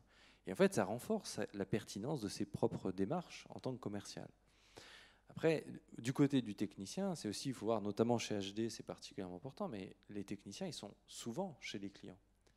Là, on casse un autre a priori, c'est que le temps commercial, c'est au début, puis après, il y a la réalisation, puis ensuite, il y a un retemps commercial quand on négocie le renouvellement du contrat. Là, il y a la possibilité d'avoir aussi une élaboration commerciale un peu continue. Parce que le type qui vient dépanner, il va voir ce qu'il y a autour. On avait fait une séance de retour d'expérience avec lui, ou avec le commercial de l'entreprise d'HD, François. Et il nous a expliqué combien il avait des techniciens qui avaient développé un regard. En fait, toutes les affaires potentielles à développer, il pouvait les voir. Donc ça, c'est quand même un effet extrêmement intéressant aussi de se dire que la fonction commerciale, bien sûr, il y en a un dont c'est la préoccupation principale, c'est son métier, d'élaborer en fait la trajectoire qu'il fait avec le client. Et en même temps, elle se nourrit en fait de l'expérience commune qu'on crée avec l'entreprise cliente. Et c'est une expérience qui passe aussi par les techniciens, par les administratifs peut-être. Et en fait, ça permet de repositionner la stratégie commerciale, non pas comme le rôle seul et unique des commerciaux, mais comme animé particulièrement par les commerciaux. Après, on retombe sur cette question effectivement dans les cadres un peu habituels, les repères classiques, le paiement, la rémunération des commerciaux à l'efficacité, on va dire ça comme ça. Alors, plus vous avez fait de contrats, l'intéressement sur les contrats, qui pose un vrai problème de coopération, à vrai dire en interne, puisque effectivement, le partage des fruits de l'effort commercial, s'il est sur une base biaisée, on se retrouve avec les techniciens vont être sympas à un temps, puis après ils vont dire ouais mais moi j'ai aussi mes propres objectifs, j'ai aussi l'évaluation de mon propre travail. Alors là, ça soulève un sujet extrêmement important. On en a un peu parlé dans la session précédente, hein, qui est aussi de voir comment on fait une évaluation de la contribution ou du travail que ça demande pour les uns les autres, comment on reconnaît aussi cette participation. Et la reconnaissance, elle ne passe pas que par la rémunération, mais ça en fait partie quand même, cette question. Et donc de voir comment on a aussi des modes de rémunération, d'organisation, d'évaluation du travail qui ne sapent pas la coopération. Les objectifs individuels de production, par exemple, qui mettent en tension. Oui, mais quand je t'aide le commercial, non seulement toi tu gagnes plus, mais en plus, je ne remplis pas mes objectifs de prod individualisés. Donc ça, c'est un vrai problème, par exemple. On a comme ça en fait, le besoin de trouver des modalités d'organisation et en fait, d'encadrement du travail qui soient favorables à la coopération. Enfin, ça, du coup, je trouve que dans le cas de HD Automatisme, ça a été particulièrement mis au travail. Ils sont allés particulièrement loin, d'ailleurs, dans les discussions, parce que quand même, dire à son commercial, on va se mettre à discuter de ta rémunération et revenir sur un truc qui est... Enfin, vous sortez des commerciaux de l'école, vous leur dites, tu vas pas être rémunéré sur le nombre de contrats que tu signes. Il y en a plein qui disent, mais attendez, c'est le métier, normalement, c'est ça. Donc là, on a quand même une mise à l'essai, et plutôt très concluante, hein, chez HD, de nouvelles conventions que l'on passe entre les commerciaux, enfin le commercial là pour le coup, ou les commerciaux de l'entreprise et le reste de l'entreprise. Je tiens aussi à rassurer les internautes sur cette question de la rémunération. Ce n'est pas une chape de plomb sur laquelle les commerciaux accepteraient pas de bouger. Le commercial en question de chez HD Automatisme, il faut savoir déjà c'est un technico-commercial, donc il a aussi quand même une compétence, une expertise technique. Donc du coup, si je raisonne un peu d'une manière classique, sur un marché du travail, c'est des compétences rares qu'il a. Et il est chassé très régulièrement, en réalité. Et pour autant, il est toujours là, chez HD Automatisme, alors que sa rémunération a été pensée différemment. Et je pense aussi encore à une autre expérimentation quasiment similaire en termes de coopération entre techniciens, producteurs et commercial, notamment chez l'IRECO. Et le commercial de chez l'IRECO a bien vu que ça ne pouvait pas fonctionner. En gros, il était quasiment obligé de payer de sa poche le fait qu'il faisait faire des économies de consommables de bureau aux clients. Donc voilà, ça ne peut pas marcher. Et pour autant, ça lui a allé de repenser sa rémunération dans une autre logique qui est simplement la manière de volume exactement. Donc c'est faisable. Je vois que du coup, il y a une question qui est apparue. Donc aujourd'hui, comment détermine-t-on un bon commercial ? Quelles qualités et compétences doit-il avoir pour se différencier des commerciaux d'avant ? Ouais, alors c'est marrant, on a eu le même genre de questions avant sur manager. Le bon manager et là le bon commercial. Alors pour moi, c'est surtout comment on aborde le travail commercial. Je pense que la question, c'est pas de... Enfin, pour revenir sur ce que je disais un peu avant, c'est comment on bouge d'une vision du commercial d'avant, comme on dit, qui avait, on pourrait dire comme outil, ce qu'il embarquait en rendez-vous, c'est le catalogue, les contrats types et puis le listing des clients qu'il va avoir en se disant faut pousser le catalogue. C'est ça qu'on met derrière le commercial d'avant, voilà, pour aller très très vite. Et donc l'argumentaire. Derrière le catalogue, il y avait l'autre outil, c'était l'argumentaire, c'est-à-dire comment je convainc mon client que c'est ce produit-là qui est le meilleur. Ça va correspondre exactement à ce qu'il veut. Et quand on est dans les aspects de service, ça ne change pas beaucoup. Hein. C'est de dire, oui, regardez quand même toutes les références qu'on a, ça vous dit la garantie que tout ce qu'on va faire, ça va forcément être bon. Voilà. Mais c'est donc ça mallette, ce avec quoi il part. Dans la version EFC, on pourrait dire du commercial, il vient plutôt avec le potentiel, il faut qu'il ait une capacité à savoir le potentiel de son entreprise. C'est-à-dire, qu'est-ce qu'on est capable de produire? À quoi on est capable de répondre? Et d'ailleurs, pas immédiatement, il ne faut pas forcément que ce soit réglé dans l'heure. Hein. C'est-à-dire aussi d'être capable de capter des questions qui sont des questions dures, mais qui font sens chez le client. Donc il ne faut pas qu'il y aille avec le catalogue et l'argumentaire. Il faut qu'il y aille déjà en ouvrant grand ses oreilles, en essayant de comprendre où il en est, le client, avec quoi, c'est quoi les sujets qui le traversent. Hein. Et il ne verbalisera pas le client directement dans les termes qu'on attend. Hein. Ils ne vont pas arriver en disant « Ah, nous, on voudrait des projets d'impression pour Flexing, si je reprends ce cas-là. » Ce serait trop facile. En général, il vient en disant au détour d'une phrase, on va dire ah, dans ce salon-là, ça ne marche pas très bien, généralement, ou nos commerciaux, ils n'utilisent plus notre catalogue. Bah, attendez, si vous ne l'utilisez plus, on va peut-être y réfléchir. Enfin, ça passe par une écoute aussi de qu'est-ce qui est au travail chez le client. Et après, trouver le mode, est-ce qu'on est capable d'y faire quelque chose? Donc il faut avoir aussi un peu en tête ces aspects-là. Après, il faut quand même, un point quand même, parce que quand on avait présenté toute cette démarche-là à nos commerciaux, ils nous avaient dit « Ouais, mais attendez les gars, on ne peut pas partir comme ça avec juste la conscience de ce qu'on est capable de produire et puis nos oreilles grandes ouvertes, ça ne marche pas comme ça. Il faut qu'on provoque un peu les choses quand même avec notre client. » Et là, ça nous a amené notamment à une discussion que je trouve extrêmement intéressante sur le statut de l'offre. Parce que d'un point de vue très théorique, on n'était pas loin de se dire c'est pas mal de faire la peau au concept d'offre, dans l'idée d'un truc préexistant. Et puis les commerciaux ont résisté très fort en disant ouais, non, mais moi, dans mon travail, j'en ai vraiment besoin de l'offre. Je ne peux pas venir les mains dans les poches et puis dire allez, on papote et puis j'ai tout compris. Ça ne marche pas comme ça. Dans plein de métiers, d'ailleurs, ça marchera encore moins. Et donc, le besoin d'avoir quelque chose qui oriente en fait la discussion avec le client, qui l'aide à penser. Et alors, il y a plein de formes très différentes que prennent ces offres. Mais, alors là, c'était une autre phrase t-shirt, comme tu dis, Simon. Il faut faire attention à ce que l'offre, ça ne devienne pas une porte d'entrée qui enferme. C'est-à-dire un truc où on rentre par l'offre et puis on se retrouve à juste discuter de l'offre. Et en fait, très vite, revient au galop la logique industrielle classique qui est de pousser des offres. Non, c'est bien de tenir le fait que l'offre, c'est l'occasion de la rencontre. C'est le moyen de la rencontre avec le client.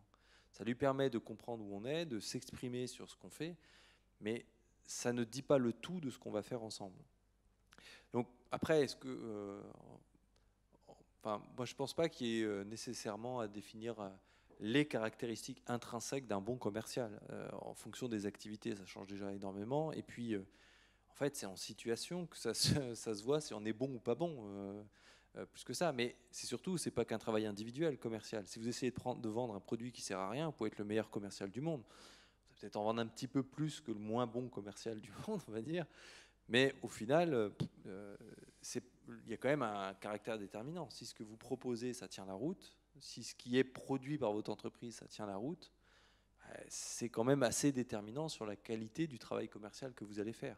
De la même manière, si vous écoutez, etc., puis que du côté de la production, on dit non, non, mais nous, on fait comme d'habitude, vous n'allez pas faire beaucoup de satisfaction auprès de vos clients. Donc, je n'individualiserai pas forcément cette question du bon ou du mauvais commercial dans nos affaires. Je serais même plutôt d'avis de se dire comment on fait un travail commercial pertinent avec le commercial comme celui qui est au feu, comme on dit là, mais aussi toute l'organisation derrière de travail, et notamment cette question de la coopération interne. Si ce n'est pas mis au travail, il y a peu de chances que ça arrive, que ça tienne. C'est là où je voulais en venir, puis en plus ça me fera une excellente transition par rapport à l'autre enjeu important qui bouscule le travail des commerciaux. Effectivement, le bon commercial, entre guillemets, le commercial dans une logique relevant d'une dynamique servicielle, il se pose sérieusement la question de la coopération, comme on l'a dit auparavant, beaucoup plus que dans une logique industrielle où l'enjeu, c'est pas la question de qu'est-ce qui est utile, donc c'est pas la valeur d'usage, c'est la valeur monétaire d'abord, et c'est pas non plus la question de comment on produit cette affaire-là. Dans notre affaire, le commercial, sa clé d'entrée pour pouvoir co-construire l'offre avec le client, c'est la question de l'utilité, et ensuite, c'est comment on se donne les moyens d'atteindre ces effets utiles. Donc que ce soit avec le client, que ce soit en interne, et du coup c'est le prochain point qu'on va aborder, c'est également avec d'autres partenaires extérieurs. Prendre un exemple très concret pour illustrer cette affaire-là. Prendre une entreprise qui s'appelle Dumont Énergie, qui du coup propose des solutions d'installation de chauffage, plomberie, électricité et ventilation. Et dans une logique très classique industrielle, le client rentre chez Dumont Énergie et voit le dirigeant de Dumont Énergie, donc Didier Dumont. Il dit: bonjour monsieur Dumont, je voudrais une chaudière. Dans une logique classique traditionnelle, le dirigeant, qui aussi au passage prend sa casquette de commercial, dit: bien sûr, combien vous en voulez, à pousser presque de la chaudière en disant mais ou à vendre la chaudière la plus chère, la plus onéreuse, etc. Et ne se pose pas la question du besoin.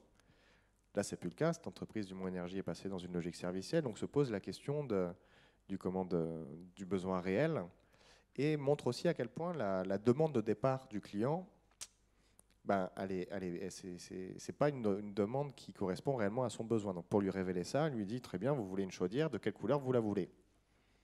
Pour interroger le client sur le fait que voilà, cette demande, elle ne va pas. Donc le client répond: je sais pas, blanc, c'est blanc une chaudière. Et le dirigeant de chez Dumont Énergie répond: je sais pas, vous voulez une chaudière, peut-être que vous en faites collection, peut-être que moi j'en ai de toutes les formes, moi je peux vous en proposer vraiment celle que vous voulez. J'ai même des objets d'art quasiment qui sont des chaudières, etc., etc. Et donc du coup, le client prend conscience à ce moment-là que ce qu'il a besoin, c'est pas forcément une chaudière, mais c'est de se chauffer, d'avoir un confort thermique. Et puis en plus la question aussi de la performance énergétique, c'est-à-dire aussi de comment il va avoir une capacité à se chauffer, à consommer de l'énergie, mais aussi avoir une facture à la fin qui ne soit pas trop élevée. C'est toutes ces dimensions d'effets utiles là que maintenant en fait Dumont Énergie veut prendre. Sauf que apporter un confort thermique à un usager, ça ne dépend pas que de la personne qui s'occupe de la chaudière. Le menuisier, il est également concerné. La personne qui fait l'isolation intérieure et extérieure, elles sont également concernées. Et donc c'est pour ça que du coup cette entreprise Dumont Énergie a rassemblé d'autres entreprises pour pouvoir co-construire une offre commune, pour pouvoir réellement répondre à la demande qui n'était pas de la demande de départ du client, de dire comment j'ai un confort thermique global avec un niveau de facturation à la fin qui soit un montant acceptable, et aussi dans un contexte où les différents travaux qui vont devoir être mis en place se déroulent bien. Parce qu'on sait aussi, pour ceux qui ont pu expérimenter les travaux dans leur maison, à quel point ça peut être contrariant et on est très très loin d'une certaine sérénité. Donc c'est toute cette promesse de valeur que toutes ces entreprises du coup ont mis au travail et du coup ont décidé de créer une structure commune pour répondre sérieusement à cet enjeu. Donc du coup, l'autre enjeu après la coopération interne, après la coopération avec le client, c'est la coopération avec l'écosystème. Quand on part de cet exemple du coup de Dumont Énergie qui crée ce groupement d'entreprises qui s'appelle Solutiologie, qu'est-ce que tu vois, Romain? Ouais, pour moi, il y a deux aspects très intéressants pour le métier de commercial. On retrouve en fait le premier aspect, le même qu'en interne, on pourrait dire. Ça veut dire que le chauffagiste, il attrape un peu un œil de menuisier avec... en fait, il faut qu'il soit capable de penser à l'échelle de la solution plus globale. Et donc de comprendre aussi avec quoi on pense l'ensemble à une échelle un peu plus globale. Alors encore une fois, il ne va pas devenir menuisier, etc. Mais ça demande du coup, on parlait d'investissement immatériel dans la session précédente, hein, ça demande en fait une sorte de formation, une professionnalisation croisée des commerciaux de chacune des structures pour que on leur parle fenêtre et ils entendent solution thermique pour aller très vite. Donc ça, c'est un premier point, ça renforce en fait ce point-là, mais avec, vous voyez, une extension hors du métier, hors de l'activité principale de l'entreprise. Donc ça, c'est un premier point. Et le deuxième point, c'est que ça mutualise en fait du travail commercial. Parce que ce que ça veut dire, c'est qu'il n'y a pas que Dumont Énergie qui vend Dumont Énergie. En fait, Dumont Énergie, il vend aussi Soluciologie. À travers Soluciologie, il vend Delecroix Menuiserie, il vend Artipével, puis j'ai plus en tête tous les autres du groupement, mais ils sont tous comme ça, ils s'embarquent mutuellement. Et ça veut dire quand même qu'on est un mode de construction du travail commercial, on pourrait dire un peu solidaire. Et cette dimension d'un travail solidaire, elle permet aussi d'accroître d'accroître la capacité finalement à intégrer ce qu'on produit chez les clients. Et ça, c'est important parce que vous voyez que la valeur de la chaudière toute seule, si on ne fait pas la fenêtre, elle peut être assez mauvaise. Ah, vous m'aviez promis que ça irait bien. Puis finalement, ça ne va pas très bien puisque j'arrive toujours pas à me chauffer. Oui, mais votre problème, il était hors de mon périmètre. En travaillant sur l'ensemble, en fait, on renforce la valeur de chacun des éléments. Donc, ce n'est pas 1 plus 1 égale 2, ça fait, on a l'organisation quelque part d'un effet de congruence comme ça, des valeurs, qui fait que les valeurs toutes présentes s'intègrent, s'articulent, se renforcent. Nous, on parle d'économie de complémentation, par exemple, pour parler de ça. Donc, on a des autres formes de productivité derrière qui s'organisent à travers cet agencement des acteurs, la qualité de cet agencement et en fait la pertinence de l'agencement des acteurs entre eux. Donc ça, pour les commerciaux, c'est quand même quelque chose qui désindividualise quelque part un peu leur travail. Alors, et à la fois les fait se professionnaliser entre commerciaux dans un même écosystème, ce qui est plutôt sympa comme démarche, revenir sur ce qu'ils font de leur métier, et puis permet aussi de mutualiser son travail commercial avec ses autres commerciaux dans d'autres structures. Alors, du coup, il y a une question qui nous a été posée entre-temps, c'est quelles innovations seraient-il possibles demain dans le métier de commercial? Je pense que ça tombe bien, ça va bien aller. Je pense qu'on en a déjà donné un certain nombre là, du coup, d'innovations, mais l'autre dimension importante, ce qui arrive très très rapidement d'ailleurs quand on accompagne que ce soit des dirigeants, mais aussi des commerciaux sur la question des nouveaux modèles économiques, c'est au final qu'est-ce qu'on facture du coup? C'est quoi l'unité de facturation pour du confort thermique? C'est quoi du confort l'unité de facturation pour améliorer les conditions de travail lorsque je repense l'espace de travail quand je suis architecte ou quand j'accompagne mes clients pour mieux communiquer, pour éviter de gaspiller, de prendre en charge les enjeux de développement durable, etc., etc. Je mets quoi dans mon devis? Et surtout, comment je contractualise? Ce n'est pas que la question du devis, c'est aussi quelles conventions on signe ensemble en général pour pouvoir structurer ce dans quoi on s'embarque, quoi. Donc le mode de commercialisation en général. Et à ce niveau-là, il va falloir sacrément innover parce que forcément, les unités de facturation classiques ne fonctionnent plus. Pour illustrer ça, encore une fois, par un cas d'entreprise, parler d'une structure qui s'appelle Opaline, qui, avant de travailler sur l'économie de la fonctionnalité et de la coopération, petite parenthèse, Opaline aussi, qui a remporté un trophée de l'économie responsable hier, qui lui a été délivré lors du World Forum, donc du coup j'en profite pour le féliciter. Du coup, qui au départ, avant de rentrer dans cette logique d'économie de la fonctionnalité et de la coopération, vendait un logiciel en fait, et vendait un forfait d'utilisation de logiciels pour... La promesse du logiciel, c'est en gros, je vais vous aider à optimiser vos palettes, vous n'allez pas les perdre, vous saurez où est-ce qu'elles sont, etc., etc., etc. Sauf que dans le réel, ce n'est pas le logiciel qui fait ce travail-là du tout. C'est toute une chaîne de valeur chez le client qu'il s'agit d'accompagner, parce qu'entre la personne qui va utiliser le logiciel, celui qui va vraiment transporter la palette d'un point A à un point B, etc., il y a plein d'acteurs différents qui vont être responsables de l'utilisation de la palette, et le logiciel, il ne règle pas tout. Donc du coup, prise de conscience d'Opaline, de dire qu'en fait, on n'est pas juste là pour apporter une solution technique, informatique, on est là en fait pour aider l'ensemble des acteurs qui sont impactés et qui sont impliqués dans la question d'utilisation des palettes pour pouvoir mieux l'utiliser et l'optimiser. Donc c'est tout un travail d'accompagnement qui dépasse largement le logiciel. Et donc du coup, on facture plus simplement qu'un logiciel. On facture d'autres choses. Romain, je te laisse peut-être aller plus en détail de cet exemple, parce qu'en plus, tu as suivi de près le travail d'Opaline et sa trajectoire, et aussi le travail avec le commercial d'Opaline, qui nous a beaucoup aidé d'ailleurs à pouvoir penser ces questions de transformation du métier de commercial. Oui, alors sur la facturation, c'est un des aspects, mais il y a un autre point sur aussi le contenu du coup de la contractualisation, puisque notamment chez Opaline, c'était un des points sur lesquels on a beaucoup travaillé, c'est-à-dire quelles conditions on doit installer pour que ça fonctionne. En se disant, mais de quoi j'ai besoin chez mon client pour que ma solution, elle soit de bon niveau, qu'elle puisse répondre répondre à leurs besoins et répondre aussi à leur intention de réduction des coûts sur les palettes. Et ça demande en fait de dire, mais au fait, comment sont vos relations avec vos transporteurs? Est-ce qu'on peut avoir, est-ce qu'il y a des enjeux de développement durable travailler chez vous? En fait, de balayer avec le client et d'avoir ensuite une élaboration en disant, mais d'accord, mais alors, on va avoir besoin de voir vos transporteurs, on va avoir besoin que participe le développement durable à notre pilotage de notre solution avec vous. On a besoin en fait de génération d'autres engagements qui sont pas des engagements au sens de vous m'aviez promis de me donner l'information au bon moment, mais des engagements de comment, enfin, sur la manière dont vous allez participer à la coproduction de la solution.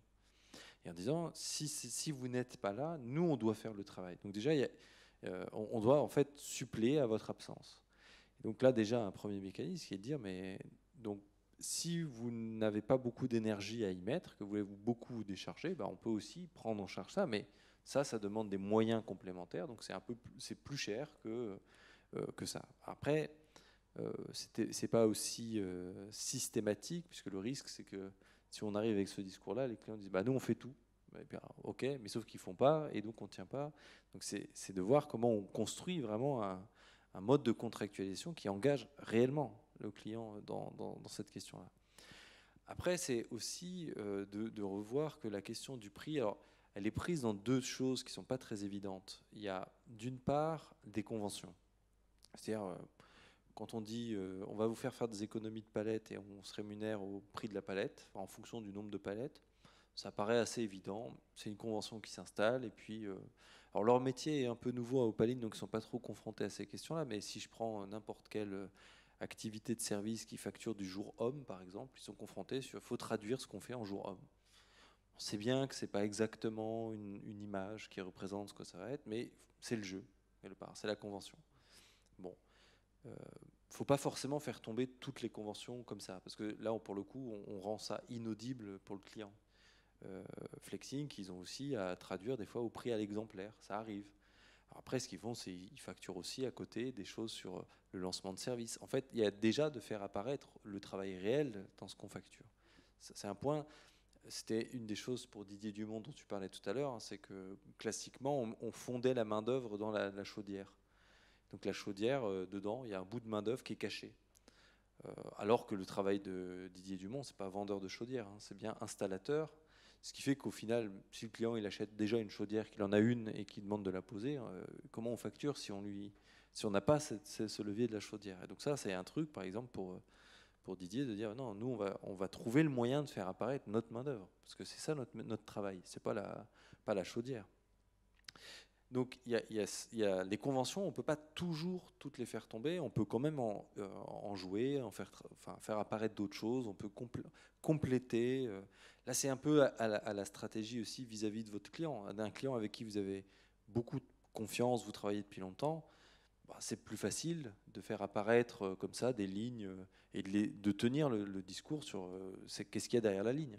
Quelqu'un que vous ne connaissez pas, qui vous prend dans un mode classique, il ne faut peut-être pas commencer par ouvrir les vannes, parce que le risque, là, c'est si c'est un acheteur un peu chevronné, il va dire ça je prends pas, ça je prends pas, ça je prends pas, ça c'est plus cher que le concurrent, alignez-vous. Et en fait, il détruit l'intérêt même de la construction qu'on a mis en place. Le deuxième aspect, c'est de ne pas perdre de vue un point, c'est que la question du prix, en fait, c'est un accord. Donc, il faut s'accorder sur ce que ça vaut. Et c'est pas un accord. En fait, il y a un truc. Alors, ça paraît très naturel tout le temps, mais il y a une sorte de jeu de poker menteur à chaque fois. Je dis pas combien j'ai de budget. Et puis l'autre, il essaie de deviner. C'est le travail du commercial, il essaie de deviner, par petites touches. Si on rajoute ça, si on rajoute ça. Puis on se met à discuter. Ouais, non, là, ça ne tient pas dans mon enveloppe, donc vous pourriez m'enlever ce service-là. On ne discute pas de ce qu'il vaut, le service. Hein. Vous pourriez me l'enlever, ou on peut peut-être augmenter un peu celui-là. Pareil, c'est pas ce qu'il vaut, c'est le chiffre qui est face à ça qu'on augmente, parce que ça passe. Et alors qu'on pourrait aussi mener une discussion, et il y a des expérimentations très intéressantes hein, dans Noé sur ces modes de facturation un peu alternatifs. On se dit, mais attendez, on commence par, c'est quoi le budget que vous avez? Et on discute du contenu. Et après, le client, il va demander sans doute un peu plus, le plus possible pour le budget, c'est le jeu. Mais au moins, ça permet d'avoir une discussion sur ce qu'on va produire, l'intérêt que ça a, la valeur que ça a. Pas directement sur, bon, comment j'essaie de deviner au gramme près, et puis on fait rentrer au chausse-pied, de manière très théorique d'ailleurs, ce qui va être composant de la facture, pas du tout ce qu'on va faire. Enfin, et avec du coup un truc, c'est que le client il verrouille ça en disant bah, on va faire du contrôle de conformité pour être sûr que ce qu'on a payé, c'est bien ce qu'on a eu. Même si on découvre que ça n'a pas de sens. Il y a une énergie qui est mise là-dedans à soutenir. Le respect des cahiers des charges. Ouais, c'est ça, le respect du cahier des charges. Comme si bah, c'était. Comme on a quand même beaucoup bossé pour faire un cahier des charges, quoi. Donc il est forcément très pertinent. Et donc le tenir coûte que coûte. Et même contre d'ailleurs le réel besoin ou le réel de l'activité. Et ça, comment mais donc les entreprises qu'on a accompagnées, elles sont toutes confrontées un peu à toutes ces dimensions-là.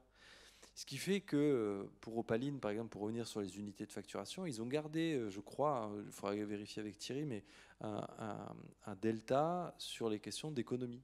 Mais c'est pareil pour les questions d'usage du logiciel. Il est quand même là le logiciel, donc qu'il soit facturé, c'est pas très grave. Mais surtout, ce qui est intéressant, c'est que l'accord qu'ils fondent avec leurs clients, il est sur l'ensemble de ce qu'ils vont produire. Après, ils le traduisent d'une manière ou d'une autre.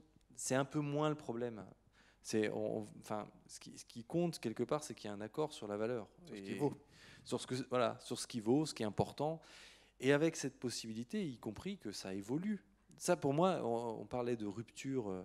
La question, c'était les innovations. Pour moi, il y a une innovation absolument centrale. C'est comment on sort d'une vision sous forme de transaction en fait, du travail commercial, où on bosse au corps un client et puis le travail s'arrête au moment où il a signé le contrat. On se dit ah chouette, la transaction est opérée, c'est plus le boulot du commercial.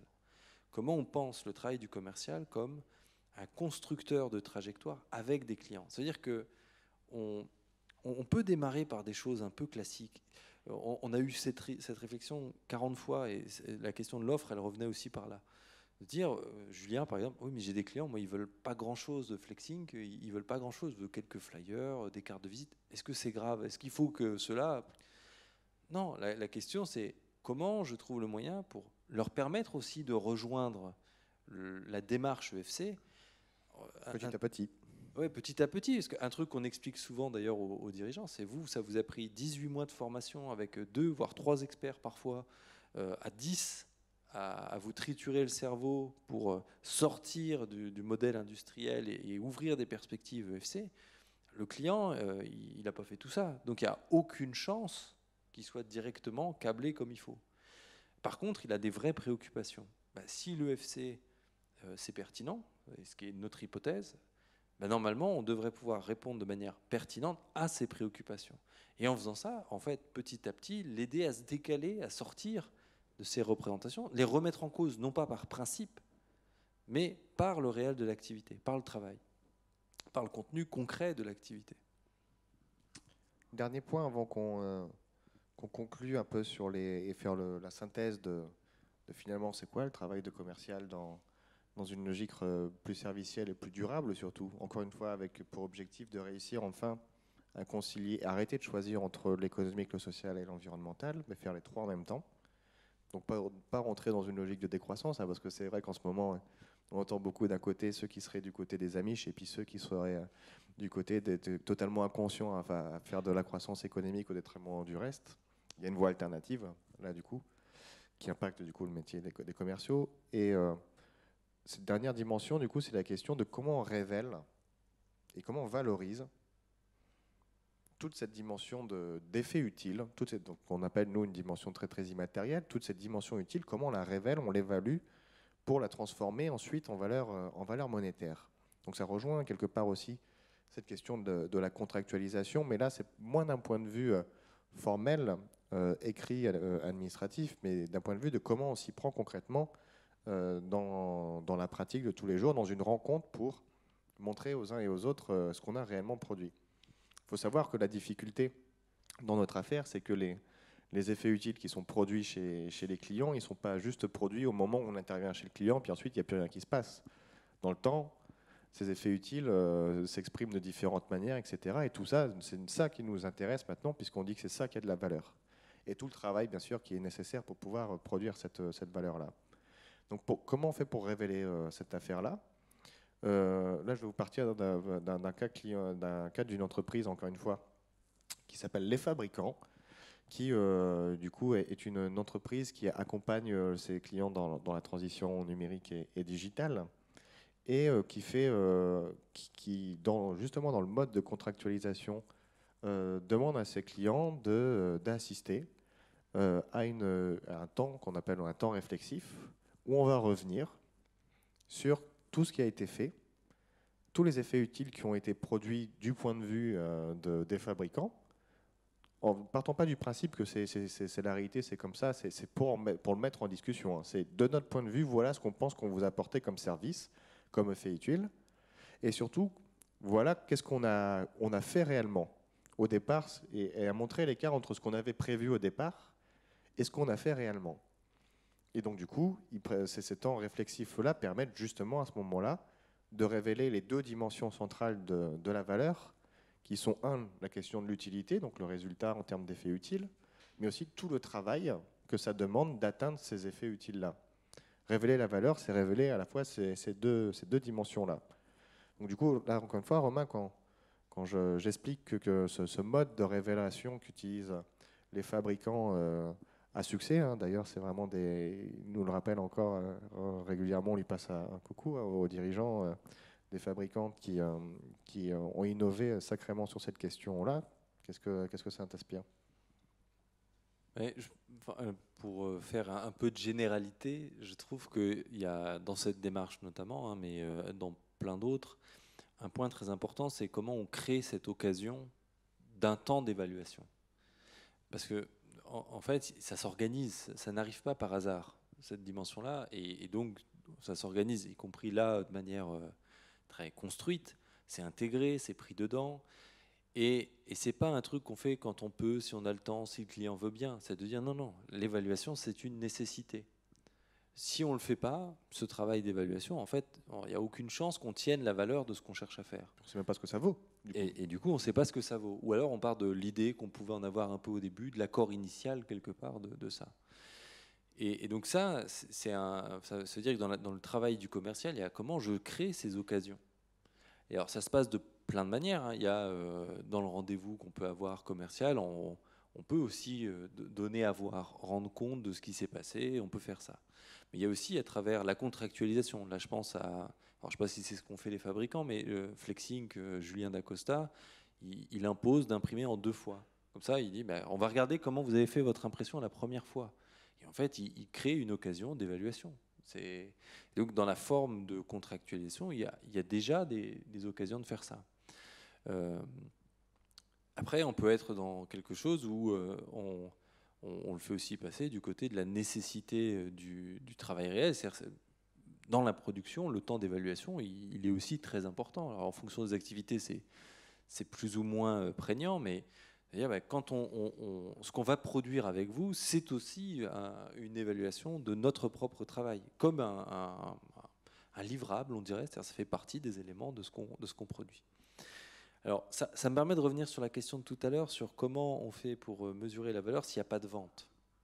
Alors, la question de la vente, elle est importante, parce que soit on le prend comme le truc qui acte tout le travail, et on retombe pour moi dans la figure un peu classique de ça. En fait, quand on prenait l'exemple de Flexing qui rend le service, puis au final, tout est déjà fait, effectivement, le client, il n'achète pas, il n'y a pas de vente. Et donc là, on passe à côté de tout. On a généré la valeur. Alors, on n'en a qu'une intuition, parce qu'on ne l'a pas complètement évalué, mais quand même, quand on sait qu'on va lui empêcher de remplir ses placards, il y a une intuition quand même pas mal construite de la valeur. Et d'ailleurs, c'est bien compris, hein, le client, il s'y trompe pas dans ça. Et en même temps, donc le moyen de sortir de ce quiproquo, en fait, c'est de commencer par dire, moi, ce que je mets à votre service, je vais pas venir avec une solution qui vous intéresse pas. Ce que j'ai besoin de mettre à votre service, et mon travail, c'est de dire, c'est quoi le problème? Et donc de comprendre ce truc-là. Et de trouver des astuces, des moyens, pour que le problème se formule d'une telle manière que je puisse dire, ah, si c'est ça, voilà ce que ça va me demander, voilà ce que ça risque de produire, voilà ce que ça vaut, banco ou pas. Ah, et on discute de cet aspect-là. Si c'est plutôt ça votre priorité, voilà comment on prend. Et donc d'organiser, en fait, de ne pas aller trop vite tout de suite dans le vrai travail de la demande, mais d'une identification. Alors, chaque métier a ses variantes, a ses manières de faire, hein, mais d'une identification assez rapide de qu'est-ce qu'on met en discussion avec le client.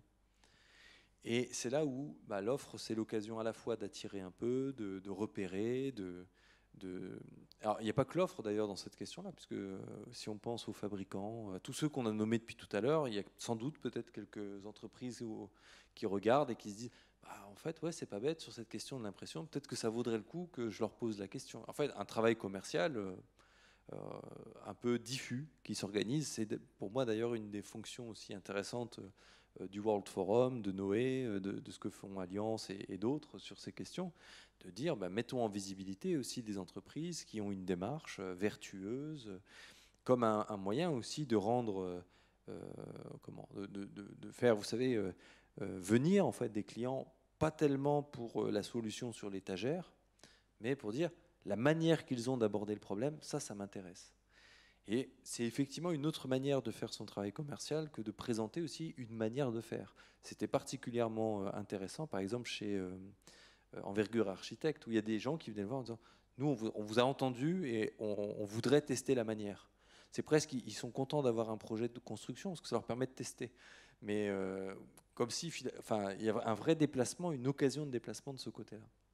Mais donc pour revenir sur ta question sur les fabricants, là, sur le dispositif qu'ils mettent en place, effectivement, révéler, c'est un élément extrêmement important. Après, il y a pour moi un risque, on en a beaucoup discuté d'ailleurs dans le parcours commerciaux, c'est est-ce que c'est révéler pour dire toute la valeur, on va essayer de se l'attribuer. Ça, c'est un risque très fort. D'ailleurs, regardez toute la valeur qu'on a créée, c'était pas prévu, maintenant, il faut passer à la caisse. Ça n'encourage pas beaucoup la coopération future. Surtout que on retrouve la déconnexion, c'est déconnecté avec le travail réel que ça a demandé. Et avec y compris pour le client. Et y compris pour le client. Et avec la difficulté, c'est que, effectivement, dans le monde serviciel, l'effet qu'on produit dans une activité immatérielle et servicielle, il se trouve encastré, embriqué dans des tas d'autres choses. Là, la conférence qu'on est en train de faire, on ne sait pas ce que ça produit comme effet dans la tête des gens qui nous écoutent. Il y en a peut-être où ça va générer pour eux une révolution, puis d'autres qui vont dire ouais bon, je ne réutiliserai jamais. Donc deux valeurs extrêmement différentes. Pourtant c'est le même effort pour nous deux. Donc c'est là où la discussion qui est, je pense, à mener, elle n'est pas nécessairement sur reconnaître la valeur pour se dire on va tout facturer. C'est de se dire on a été capable de produire tout ça, mais parce qu'on avait ces moyens-là. Est-ce qu'on sécurise ou pas les moyens comme un moyen, en fait, de se donner l'occasion de générer encore d'autres effets? Et de poursuivre. Et après, s'il y a des fruits à partager, on peut avoir la discussion de revaloriser, mais ça fait partie du champ de la discussion. Mais je me méfie beaucoup de ce côté révéler la valeur, toute la valeur. Ça fait un peu, regardez, on soulève le voile. Vous ne voyez pas à quel point c'est génial. Maintenant, un peu une prise d'otage quelque part, je dirais comme ça, c'est-à-dire cette idée qu'on met le client dans une posture de se sentir mal à l'aise avec tout ce qu'on a généré, alors que on sait très bien que c'est un imbriquement d'un tas de choses, et y compris, il y a une part effectivement de la valeur qui provient de l'engagement du client, et pas d'un engagement direct. C'est pas oui, mais j'étais là à toutes les réunions, je repense à Opaline, il y avait un de ses clients qui avait particulièrement travaillé depuis des années la relation avec ses transporteurs. Ça a été hyper facile pour eux de faire leur travail, pas parce que le type il venait aux réunions, mais parce qu'en fait ça fait 5, 6, 10 ans qu'ils travaillent leurs transporteurs. Et donc il y a beaucoup de confiance. Tout ça, il en bénéficie. Donc on va se mettre sinon à compter toutes les contributions, et c'est infini, parce que on se retrouve avec... une situation où il y a tellement de contributeurs potentiels dans un temps tellement épais, etc. Pour moi, c'est une voie. Comment faut pas être que sur ce registre-là. C'est important pour mener la discussion, mais il ne faut pas avoir que ce registre-là. Le registre, il est plutôt, à mon avis, du côté de ce que ça demande et de ce qu'on pourrait faire mieux, moins bien, autrement, en fonction du coup, des moyens que ça demande, y compris financiers, c'est-à-dire tout ce qu'il y a à financer. Pour reboucler avec la question, par exemple, des déchets, c'est intéressant de se dire, notre capacité à gérer les déchets, aujourd'hui, on la facture, on la finance par les déchets qu'on traite effectivement. Alors que ce dont on a besoin, ce n'est pas de déchets traités, c'est de capacité de traitement. Donc on pourrait aussi avoir un financement assis sur quel niveau de capacité de traitement on veut, et d'ailleurs y compris penser leur réduction à terme. Mais là, on retouche, oui, mais c'est plus facile, c'est plus pensé, y compris dans les lois, dans les taxes, etc., un mécanisme de financement sur des volumes de déchets. On va, avant de conclure, regarder et répondre aux différentes questions qui ont pu nous être posées, et notamment la question des compétences. Effectivement, l'internaute nous fait remarquer que les compétences qui sont demandées pour les commerciaux ne sont pas du tout les mêmes dans une logique classique que dans une logique servicielle. Donc du coup, la question qui est derrière, c'est quelles compétences sont nécessaires pour ces commerciaux qui réinventent leur métier. Est-ce que tu as une bonne réponse Alors, deux choses très vite. Alors, je ne vais pas faire la liste des compétences comme ça, parce que, encore une fois, ça dépend beaucoup pour moi, du deuxième aspect qui est l'organisation. En fait, ce qui est très intéressant, c'est que pour rendre quelque part compétent un commercial, quand même, l'organisation, elle est particulièrement déterminante. La prime, ce qu'on a pu dire tout à l'heure, le rapport Voilà, au technicien. la prime, la qualité aussi du travail interne. Enfin, si les commerciaux sont dans un bureau éloigné de tous les techniciens, il y a peu de chances que ça coopère. Donc la qualité de l'organisation, elle a un vrai impact sur la compétence du commercial, et encore plus s'il se lance dans cette perspective-là, parce que pour le coup, c'est déterminant, la qualité du travail interne comme moyen de faire son métier de commercial. Alors après, il y a un autre point, c'est que la qualité du travail chez le client, elle est aussi très importante. Donc ça, c'est non maîtrisable comme ça, parce que tous les clients ont leur propre mode d'organisation.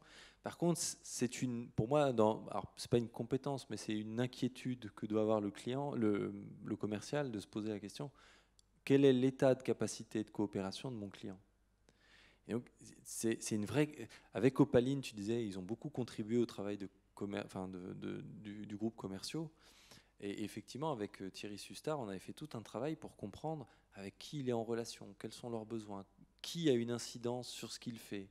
Et en fait, un vrai travail de cartographie chez le client, des contributeurs, de ceux qui le sont moins, de ceux dont on a besoin mais à qui on n'accède pas. Et en fait, pour se dire, mais chez chaque client, alors ça ne veut pas dire qu'il faut faire le travail d'analyse à chaque fois chez chaque client, mais parce qu'on voit aussi des choses qui se répètent, et de se dire, bah, du coup, comment j'alerte très vite mon client sur qui ça va mobiliser chez lui, est-ce qu'il est bien organisé, comment je le vérifie, ça. Parce qu'on avait comparé deux clients, c'était d'un côté, il y avait une marge assez confortable parce que le travail était fait, de l'autre, c'était assez catastrophique, alors que sur le papier, c'était le même niveau de chiffre d'affaires, à peu près le même volume de palettes à bouger. Donc, ce qui différenciait, c'est la qualité de l'organisation du client. Donc, cette capacité à saisir la qualité du travail, de l'organisation du travail chez le client, ou à la questionner, à minima, parce que ça ne se voit pas non plus en passant comme ça dans les bureaux. Hein. Donc la capacité à faire ça, pour moi, ça fait partie effectivement de ces piliers nouveaux du commercial. Ensuite, il y a cette dimension, ça fait un peu toujours tarte à la crème, on a déjà parlé dans la phase d'avant, mais d'écoute, c'est-à-dire aussi d'avoir suffisamment en tête le projet stratégique de l'entreprise, les orientations dans lesquelles elle est prise, pour aussi être capable de ne pas venir en se disant « Ah, lui, il veut une chaudière, donc j'écoute que la chaudière. » Non, si on est dans le truc un peu global, mais, et encore une fois, ce n'est pas une compétence individuelle, c'est comment ça s'est mis au travail. Et donc d'une démarche où, effectivement, c'est assez antinomique avec les compétences actuelles, on pourrait dire qu'on met en avant des commerciaux, qui est plutôt de l'argumentaire, en fait prendre la parole. Un commercial, il doit beaucoup, on pourrait prendre cette figure-là, ça serait intéressant. Un commercial ancien, il doit beaucoup parler pour convaincre. Le commercial EFC, il est Il doit beaucoup plutôt, écouter. plutôt commencer par écouter pour rebondir, pour aller chercher. Mais donc, il fait un peu de la maïotique quelque part. Mais alors, effectivement, c'est un peu plus loin. Je sais pas si ça répond. Enfin, je sais que ça répond pas complètement à la question qui est posée, mais parce qu'il faut se rendre compte que c'est très expérimental tout ce qu'on fait là. C'est-à-dire, ça fait 3 ans qu'on le met au travail avec des groupes de commerciaux et on ne fait que expérimenter. On leur demande comment ça se passe avec ton client, qu'est-ce que tu es en train de discuter, pourquoi tu utilises cette unité de facturation plutôt que telle autre. Et c'est ça le travail qu'on fait ensemble. C'est vrai qu'on n'a pas beaucoup parlé dans le groupe précédent, mais le groupe qui a mis en place le Club Noé, c'est vraiment un groupe dans lequel des commerciaux, professionnellement, hein, des gens dont c'est le métier, viennent avec leurs questions, leurs dilemmes. Nous, on n'a pas des réponses toutes faites. Je ne suis pas un commercial ni un formateur de commerciaux au sens ancien du terme. Nous, on est là pour dire, si on mobilise l'EFC, les enjeux du travail, les enjeux... D'ailleurs, c'est pour ça que c'est animé aussi avec un ergonome dans l'équipe. Hein. Si on prend ça, on les aide en fait à construire leur référentiel métier, leurs nouveaux repères, et en fait à verbaliser ce que sont les nouvelles compétences. Donc, je ne sais plus l'internaute là, mais ça fait partie des choses qu'on tente de construire. On a créé un petit référentiel métier sur le métier de commercial qui donne quelques petites briques comme ça déjà un peu initiales, et on a vocation à continuer pendant un petit bout de temps parce qu'on, enfin, voilà, on n'est pas encore arrivé au bout du chemin. Hein. Il faut aussi dire que les commerciaux que l'on a, c'est pas des commerciaux qui sont sortis de terre avec de nouvelles compétences et un nouveau métier. C'était des commerciaux entre guillemets dits classiques.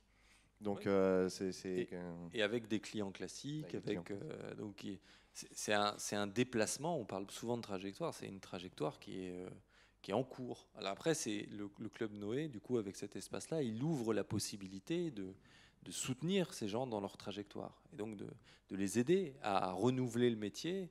Et vous voyez, ils renouvellent leur métier. C'est un présent, et le présent, il se poursuit. Hein. On n'est pas arrivé au bout. C'est pas ils ont renouvelé le métier.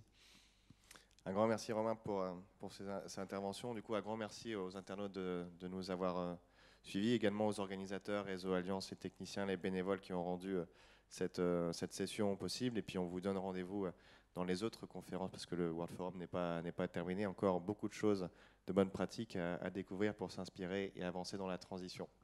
Merci beaucoup et à bientôt. Merci.